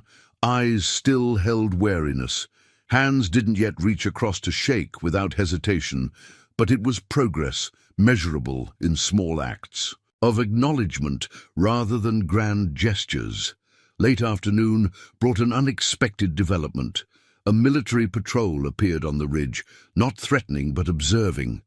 Major Graves himself led them, accompanied by a civilian, official-looking. "Clothes, that's the territorial inspector," Stormwatcher murmured. "From Santa Fe. They've been watching this arrangement." Sarah felt the gathering tense. This was the test they'd all known would come. The demonstration had to prove itself not just as charity or sentiment, but as a viable path forward. "Continue with everything as planned," Tall Bear advised quietly. "Let them see normal life, not performance." For the next hour, Sarah conducted her scheduled teaching session on field surgery, while the inspector observed. Apache and white residents learned together how to treat gunshot wounds, set broken bones, recognize signs of infection. The information was practical, necessary for frontier life regardless of politics. When Major Graves and his party approached the cabin, the room fell silent. "Quite an operation you've established here, Mrs. Bennet," the inspector said, his voice carefully neutral. "I've established a medical practice, sir. The operation belongs to all of us." She gestured to the mixed crowd. "These people have chosen to learn from each other rather than fear each other. And the military implications? There are no military implications. There's a medical practice serving whoever needs it, and a community choosing education over isolation." The inspector walked the room, studying the supplies, observing the interactions. He paused beside the shelves, where two pharmacologies existed side by side. "These Apache preparations, are they effective?" The medicine woman understood enough English to respond. "Work for 1,000 years. White medicine is new, powerful for some things. Old medicine is powerful for other things. Together, more powerful than either alone." It was perhaps the longest statement she'd made in English, and the inspector seemed to appreciate its significance. "Major Graves," he said finally, "I'll need to see all the documentation regarding this arrangement. But preliminarily, it appears to align with the territory's objectives of peaceful integration and mutual benefit." As the official party prepared to leave, Graves lingered beside Sarah. "You've created something unusual here," he said quietly. "Something that might actually work. People working together usually does work, Major. We just forget that sometimes." He nodded. "The war isn't over, Mrs. Bennet. There will be incidents, conflicts, those who resist any change." "I know. But wars end with people making different choices. Today, some people made different choices. After the officials departed, the gathering gradually concluded. The Apache prepared to return to their camp before darkness fell. As they organized for departure, Tall Bear approached Sarah one final time. "You have done more than heal the wound," he said. "You have begun to heal the distance between worlds. We've all begun it, together." He removed a small pouch from his belt, different from the one she'd received before, this one decorated with intricate beadwork. "From the medicine woman, for your hands. She says the songs work better when the hands are prepared." Sarah accepted the gift, feeling its weight. "Will I see you next month?" "Every month until the snows grow too deep, and in spring we return again. This is our path now." As the Apache delegation rode away, Sarah stood on her porch, watching until they disappeared behind the mesa. Around her, the town of Red Creek settled into evening routine, shopkeepers closing stores, families gathering for supper, the saloon beginning to fill with its regular clientele. But something had changed in these familiar rhythms. Children who had witnessed the day's events carried new questions home. Women had recipes for remedies they'd never known before. Men had shared skills across cultural divides they'd previously thought impossible to bridge. Reverend Clark joined her on the porch, carrying 2 cups of coffee. "Quite a day," he observed. "First of many, I hope." "Sarah, can I ask you something?" Looking back, if you had known what choosing to help Tall Bear would lead to, the destruction of your old life, the months of uncertainty, the risk to everything familiar, would you still have opened that door during the storm? She thought about it, really thought, staring out at the desert that had become home in ways she'd never imagined when she first came west. The storm was already here, Reverend, in the land, in the people, in the hate that built walls between neighbors. I just stopped hiding from it long enough to see there might be a way through. And now, Sarah opened the pouch Tall Bear had given her, revealing dried herbs mixed with small, polished stones, each one catching the last light of sunset. "Now, I know that storms pass, that wounds can heal, that people can learn to see each other as human beings rather than enemies." She met his gaze. "Yes, I would open that door again every time." As darkness fell over Red Creek, lights began appearing in windows, familiar and warm. But tonight, they meant something different. Tonight, they represented not just individual homes, but collective possibility, a town that had chosen to risk change rather than cling to familiar fear. In her cabin, Sarah prepared for tomorrow's patients, both scheduled and the unexpected ones that frontier life always brought. She organized supplies meticulously, placing traditional remedies alongside modern medicines, ensuring everything was ready for whoever might need care. Before bed, she stood at her east-facing window, looking toward the mountains where Apache camps were settling into their own evening routines. Somewhere out there, Stormwatcher was probably teaching English words to his younger cousins. The medicine woman was preparing tomorrow's teaching materials. Tall Bear was making decisions that balanced tradition with the changing requirements of survival. Sarah pulled out the paper she'd been writing on for weeks, her comprehensive guide to frontier medicine, combining everything she'd learned from both worlds. Tomorrow she'd continue working on it, adding today's lessons, documenting the collaboration that was proving more effective than either tradition alone. But tonight was for quiet reflection, for acknowledging how far they'd all traveled from that storm-dark morning when she'd first opened her door to a wounded enemy who became a teacher, a friend, a bridge to understanding. She opened her window slightly, letting the desert night air flow through. In the distance, almost beyond hearing, came the sound she'd been listening for. Drums, not of warning but of celebration. The soft rhythm spoke of families safe, of healing accomplished, of promises kept. Sarah smiled, closing her eyes to listen better. The drums seemed to say, "This is how change happens. One choice, one person, one open door at a time. Tomorrow would bring its own challenges. There would be setbacks, resistances, moments when fear threatened to overwhelm hope.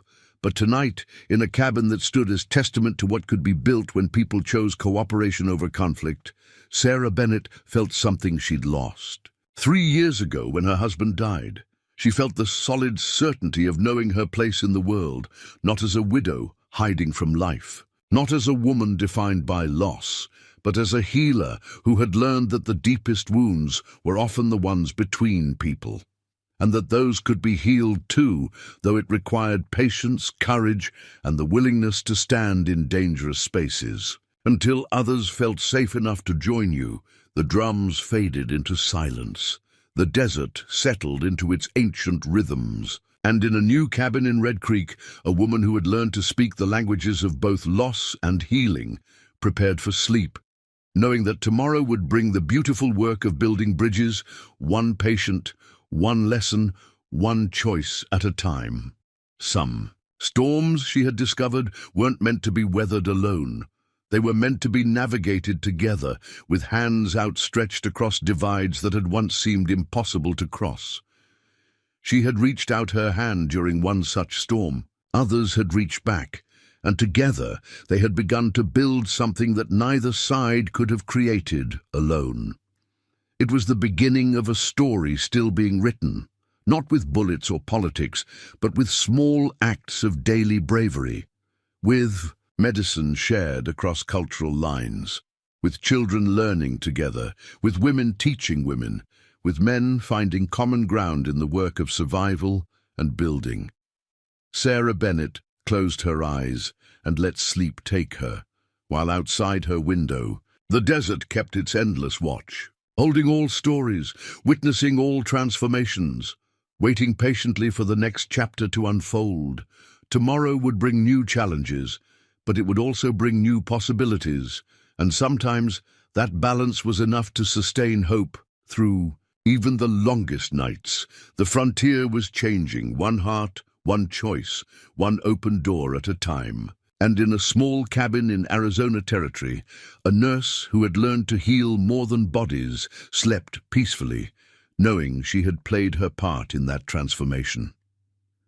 The drums were silent now, but their promise echoed still, written in the very walls of a home built not for isolation but for gathering, not for fear but for healing, not for one but for all who came with open hearts and willing hands.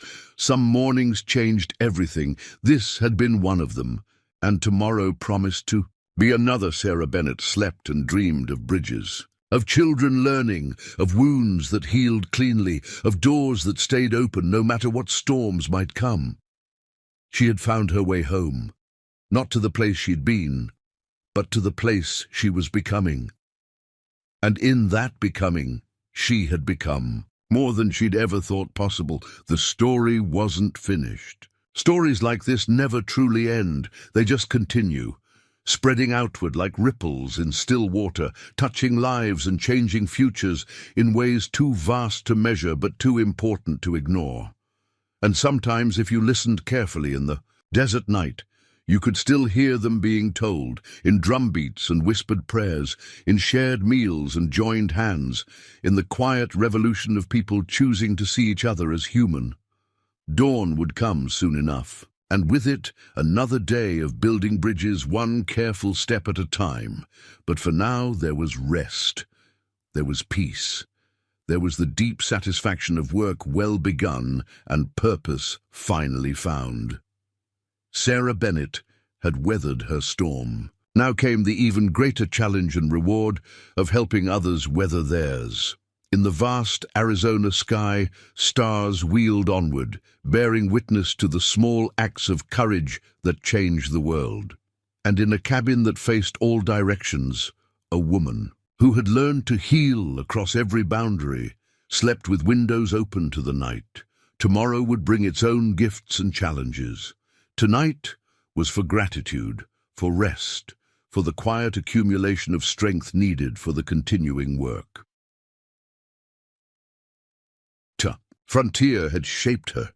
Now she was helping to shape it in return. It was enough. It was everything. It was the beginning of a future written not in division, but in the slow, patient work of healing the distance between worlds. And in the desert darkness, the land itself seemed to exhale with satisfaction at a story that proved how much could change when someone was brave enough to open a door and step across the threshold into uncertainty. Some bridges are built with stone and timber, others are built with outstretched hands and willing hearts. Both require engineers brave enough to span impossible distances. Sarah Bennett had become that kind of engineer, and the bridge she was building would stand long after her own story ended, carrying others toward a future where the color of skin mattered less than the content of character, where healing hands were valued above weapons, where the word neighbor included everyone who shared the same sky. The circle was complete, the storm had passed, and in its wake something new had begun to grow. Sarah slept, the desert watched, and tomorrow promised to continue a story that had only just begun to reveal its true scope and meaning. In the end, it had all started with a choice made during a storm. Like most important things, it was both that simple and that profound. The rest was just the beautiful work of living that choice, one day, one patient, one bridge-building moment at a time. Dawn approached, and with it, endless possibility. Sarah Bennett was ready. She had been ready since the morning she chose healing over fear, connection over isolation, truth over convenience. Now came the harvest of that choice, and it was richer than she had ever dared to imagine. The story continued, as the best stories always do, one sunrise at a time, one opened the door at a time, one heart at a time, until the desert itself seemed to sing with the promise of all that was yet to come. The end was a beginning, as the best endings always are, and somewhere in the vast Arizona territory, drums beat softly in celebration of what had been accomplished and in anticipation of all that was yet to come. The bridge was built, the circle was complete, the transformation was underway, and Sarah Bennett, frontier nurse and bridge builder, continued her work in a world that was finally beginning to understand the true meaning of healing. It was enough. It was everything. It was the only thing that had ever really mattered. The sun rose, the work continued, the story went on.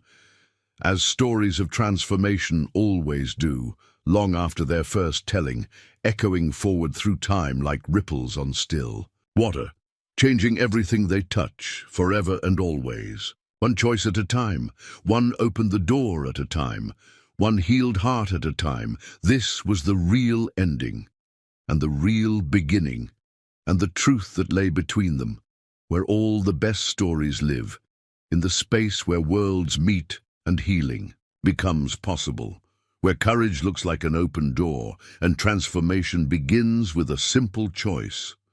Sarah Bennett had made her choice. The rest was just the echo of that decision reverberating through time and space, changing everything it touched, as it always had, as it always would, as it always must. For this is how change happens. One storm, one door, one opened heart at a time, the end and the beginning. The sound of children's laughter drifted through the open windows of the Red Creek School of Frontier Medicine as Sarah Bennett, now director of the institution, made her morning rounds. The original cabin had expanded into a complex of buildings, a proper surgery, a teaching hall, dormitories for traveling students, and a clinic that never closed its doors. Her students this term included 3 young Apache women learning European medical techniques, 2 white settlers' daughters studying traditional herbal medicine, and a mixed blood translator whose facility with languages made him invaluable for the growing exchange programs with neighboring tribes. Dr. Bennett? The voice belonged to Marie, one of her first Apache students, now graduated and practicing independently. The delegation from Phoenix has arrived. They're early, Sarah set down her pen, where she'd been finishing notes for tomorrow's lecture on field surgery. The territorial governor had dispatched an official commission to study what newspapers had started calling the Red Creek model of cross-cultural medical cooperation. In the courtyard, she found 3 men in official dress surrounded by a curious crowd of students, patients, and townspeople. The tallest, wearing a badge that marked him as Territorial Health Commissioner, stepped forward. "Dr. Bennett, I'm Commissioner Wallace. We've come to see for ourselves this remarkable institution we've been hearing about." "Not remarkable," Sarah corrected gently, "just necessary. Would you like to begin with the morning clinic?" What followed was a guided tour that showcased 5 years of careful work. The commissioner observed traditional Apache bone-setting techniques being taught alongside modern wound care. He witnessed a joint surgery performed by Sarah and Running Deer. The medicine woman had taken an English name for official interactions, combining methodologies with remarkable results. In the teaching hall, Stormwatcher, now wearing the title of assistant director, conducted a bilingual anatomy lesson. The precision of his Latin rivaled any Eastern medical school, while his Apache terminology preserved knowledge that went back generations. "Extraordinary," Wallace murmured, watching white and Apache students work together to treat a compound fracture. "How many graduates are now practicing?" 47, Sarah replied. 12 have established clinics on reservations. 15 practice in frontier communities. 20 serve in various capacities with the Territorial Medical Service. And incidents? Conflicts?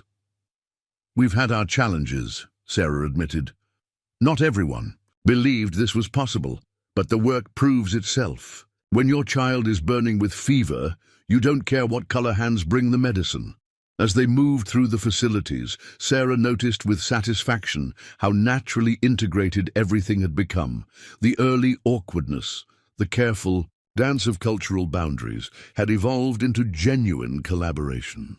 Students switched between languages without thought, combined healing traditions as naturally as breathing, shared meals, and study sessions without the self-consciousness that had marked those first months. In the herb garden, an unexpected sight greeted them. Tall Bear, now using the name Dr. Whitehorse in mixed company, teaching a class on plant identification. At 65, the former war chief had traded his weapons for a professor's titles, becoming the institution's first indigenous faculty member.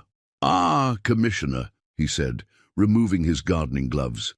"Come to see if our little experiment still stands?" "More than stands," Wallace admitted. "Flourishes, apparently. I've read the statistics. Mortality rates in your treatment zones have dropped by 40%. Recovery times are significantly faster. When you combine the best of different worlds, Commissioner, you get something stronger than either alone."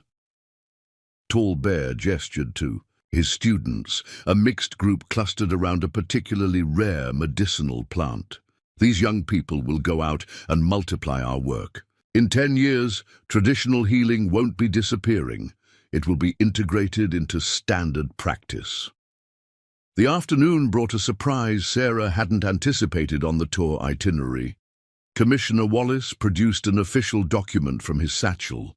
"Dr. Bennett, Running Deer, Dr. Whitehorse, I've been authorized to present this." He unrolled the certificate.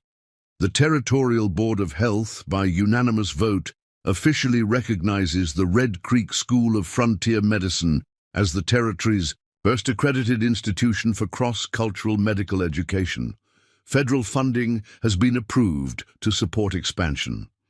The spontaneous cheer that arose wasn't just from the immediate gathering, but from everywhere students and patients had congregated to catch pieces of the historic visit. 5 years of proving themselves had culminated in official recognition. That evening, the regularly scheduled monthly gathering took on special significance. What had begun as Sarah's arrangement with Tall Bear's band had evolved into a community festival. Apache families arrived bringing traditional foods and instruments. Red Creek residents contributed with equal enthusiasm, having long since moved past toleration to genuine welcome. The old medicine woman, now called grandmother by half the town regardless of race, presided over the feast with the same quiet authority she'd always carried. At 92, she remained the final arbiter of difficult medical cases and the keeper of the oldest healing songs. After dinner, as drums began their familiar rhythm, Commissioner Wallace found himself seated between Sarah and Reverend Clark, who had become the school's official chaplain and cultural liaison. "Tell me honestly," Wallace said, "what's the real secret? How did you transform what should have been impossible into the model the entire territory wants to emulate?" Sarah and Clark exchanged glances, sharing an unspoken history. "The secret," Sarah said slowly, "isn't a secret at all. It's simply choosing to see people as people, choosing healing over harm, choosing bridge building over wall building. It started with one storm," Clark added, smiling at her. "One door opened, one choice made despite fear. And every day since then," Sarah continued, "thousands of small choices. Students choosing to learn from each other, families choosing to trust, healers choosing to share knowledge instead of hoarding it." As if to illustrate her point, a group of children, Apache, white, mixed blood, ran past chasing fireflies, their laughter mixing with the drum music. To an outside observer, it would be impossible to tell which background any of them came from. They were simply children playing together on a warm evening, as children always had, before adults taught them the artificial boundaries of race and nation. "Your success has created some pressure," Wallace admitted. "Other territories are watching. Washington is watching. There are those who see integration as a threat to traditional order." "Traditional order," Tallbear said pointedly, "brought us to the edge of mutual extinction. We chose survival instead, adaptation instead, growth instead." The conversation might have turned heavier, but Stormwatcher appeared with his two young sons, introducing them proudly to the commissioner. Both boys bore mixed heritage. Their mother was the daughter of the town baker, a match that would have been scandalous 5 years ago, and now barely warranted comment. "Tell me, boys," Wallace said kindly, "what do you want to be when you grow up?" "Doctors," they chorused. Then the older added, "like Dr. Sarah and Grandfather Tallbear." The simplicity of their answer, the matter-of-fact inclusion of both white and Apache mentors, perhaps spoke more powerfully than any statistics or formal presentations about how completely the world had shifted in this small corner of the frontier. As darkness settled and the festival continued, Sarah found herself standing at the edge of the gathering, watching the scene she'd witnessed from so many different perspectives over the years. The first tentative interactions, the careful negotiations, the gradual building of trust. Now this. A community that had created its own version of normal, where cultural exchange was as natural as breathing. Windrunner joined her, his hair now streaked with silver, but his bearing still erect. "You should be proud," he said simply. "We all should be. It wasn't my work alone. No, but you opened the door. That took particular courage." They watched in comfortable silence as the drums shifted to a new rhythm, one that had evolved specifically from these gatherings. Not purely Apache, not purely white settler, but something uniquely Red Creek. "Sometimes," Sarah said softly, "I think about that morning. The storm, the fear, the choice. How easily I could have kept that door closed. But you didn't. No, I didn't. And now look at what grows from that choice. Indeed, the sprawling medical campus, the thriving exchange programs, the dozens of graduates establishing similar initiatives across the territory. It was almost too much to connect to that single moment 5 years ago. Almost too much, but not quite. Sarah had learned that transformations, however vast they appeared in retrospect, always began with individual choices made in specific moments. The magnitude came from the accumulation of smaller choices made by others who caught the vision and carried it forward. The evening wound down gradually. Families began gathering children. Elderly made their way home. The drums softened to a gentle background rhythm. Commissioner Wallace sought her out before departing, his official reserve completely gone. "Dr. Bennett, I came here expecting to find an interesting experiment. Instead, I've witnessed what might be the future of the frontier." He paused, choosing his words carefully. "There will be resistance to expansion, political forces that prefer the old antagonisms. There's always resistance to change," Sarah agreed. "But there's also momentum. People see what works. Parents want their children to be healers, not warriors.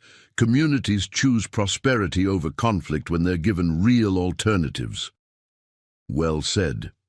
He shook her hand formally. "Expect more. Visitors. More scrutiny, more pressure, both positive and negative. We'll handle it the same way we've handled everything else. One day at a time, one patient at a time, one student at a time." After he departed, Sarah made her final rounds of the evening. In the women's ward, she checked on an Apache grandmother whose granddaughter had walked 50 miles to bring her for surgery. In the men's section, she monitored a cowboy recovering from a rattlesnake bite, treated with a combination of modern antivenoms and traditional Apache cure. In the children's recovery room, she found a young running deer, named for her now-deceased teacher, reading to a mixed group of patients. The story was in English, but peppered with Apache phrases that all the children understood. When she finished, one of the white children asked for it to be repeated in full Apache. Normal medical practice now included honoring such requests as part of holistic healing. At her desk that night, Sarah opened the leather journal she'd maintained since the beginning. 5 years of entries documenting not just medical cases, but cultural milestones, personal transformations, community evolution. Today's entry began simply, "Official recognition." Federal funding approved. Commissioner's visit was successful, but then she paused, pen hovering over paper, considering what really mattered about this day. Finally she wrote, "The children asked for the story in Apache. Their eyes showed no division between languages, between cultures, between ways of being. They simply wanted to understand better in all the ways available to them." This, perhaps, is the real measure of our success. Not the certificates or funding, but the naturalness with which the next generation moves between worlds we once thought unbridgeable. The drums tonight played rhythms we never knew before we began this work. New patterns emerging from old traditions. The medicine garden grows plants that were once strangers to each other. The students speak languages that borrow freely from multiple sources. We have created something that belongs fully to no single tradition because it springs from the marriage of many. This is the kind of strength forged from diversity, the power that emerges when walls become doorways. Tonight, I remember that storm, that door, that choice. But I think now of the choices made by hundreds of others. Every student who stayed to learn what was unfamiliar, every family who trusted again after loss, every healer who shared what others might have hoarded. This is how worlds change, not through single heroes or dramatic gestures, but through the accumulated courage of ordinary people making extraordinary choices to see in each other the common humanity that binds all things. Tomorrow brings new patients, new students, new challenges, but it also brings the continuation of a story that has proven larger than any of us imagined when it began. The frontier changes us all, but we can choose how. We can choose to be changed toward greater understanding, broader vision, deeper capacity for both giving and receiving. This is our ongoing choice. Our daily practice, our humble work toward a future that belongs to all. She closed the journal, extinguished the lamp, and walked to her window. The desert night was clear, stars brilliant against the darkness. Somewhere in the distance, an owl called and was answered by another. In 5 years, the Red Creek School of Frontier Medicine had grown from an impossible dream to a thriving reality. Its graduates would spread across the territory and beyond, carrying not just medical knowledge, but a proven model for how different worlds could strengthen each other through respectful collaboration. There would be setbacks. There would be resistance. There would be those who preferred the old certainties of separation and conflict. But there would also be more children asking for stories in multiple languages, more hands reaching across divides, more lives saved through the combining of different wisdom traditions. Sarah Bennett went to sleep that night knowing her choice to open one door during one storm had sparked something far larger than she could have imagined, not because she was remarkable, but because she had been willing to step into uncertainty and do the small, immediate work of healing whoever stood before her. The rest had grown from there, the way all transformation does. One choice, one door, one bridge at a time. In the morning, the work would continue, because it was always beginning, because healing was not a destination, but a practice, because bridges required constant tending to remain strong, but tonight was for gratitude, for the miracle of ordinary people doing extraordinary things, for the slow alchemy of turning strangers into neighbors, enemies into allies, fear into understanding, for the drums that still beat gently in the distance, carrying rhythms old and new across a land that was learning finally to sing a song large enough to include all its children. Sarah Bennett slept peacefully, as she had not slept in years before that storm-swept morning when everything changed. Outside her window, the desert kept its eternal watch, holding all the stories, witnessing all transformations, and preparing always for whatever dawn might bring. Some storms, it turned out, were exactly what they seemed, not disasters to be weathered, but invitations to begin the work of remaking the world into something more spacious, more generous, more true to its highest possibilities. This was the lesson written in the very architecture of the Red Creek School of Frontier Medicine, read daily in the faces of its graduates, heard in the multilingual pulse of its community gatherings, felt in the steady hands that reached across every boundary to do what they'd always done best, the simple, sacred work of helping people heal.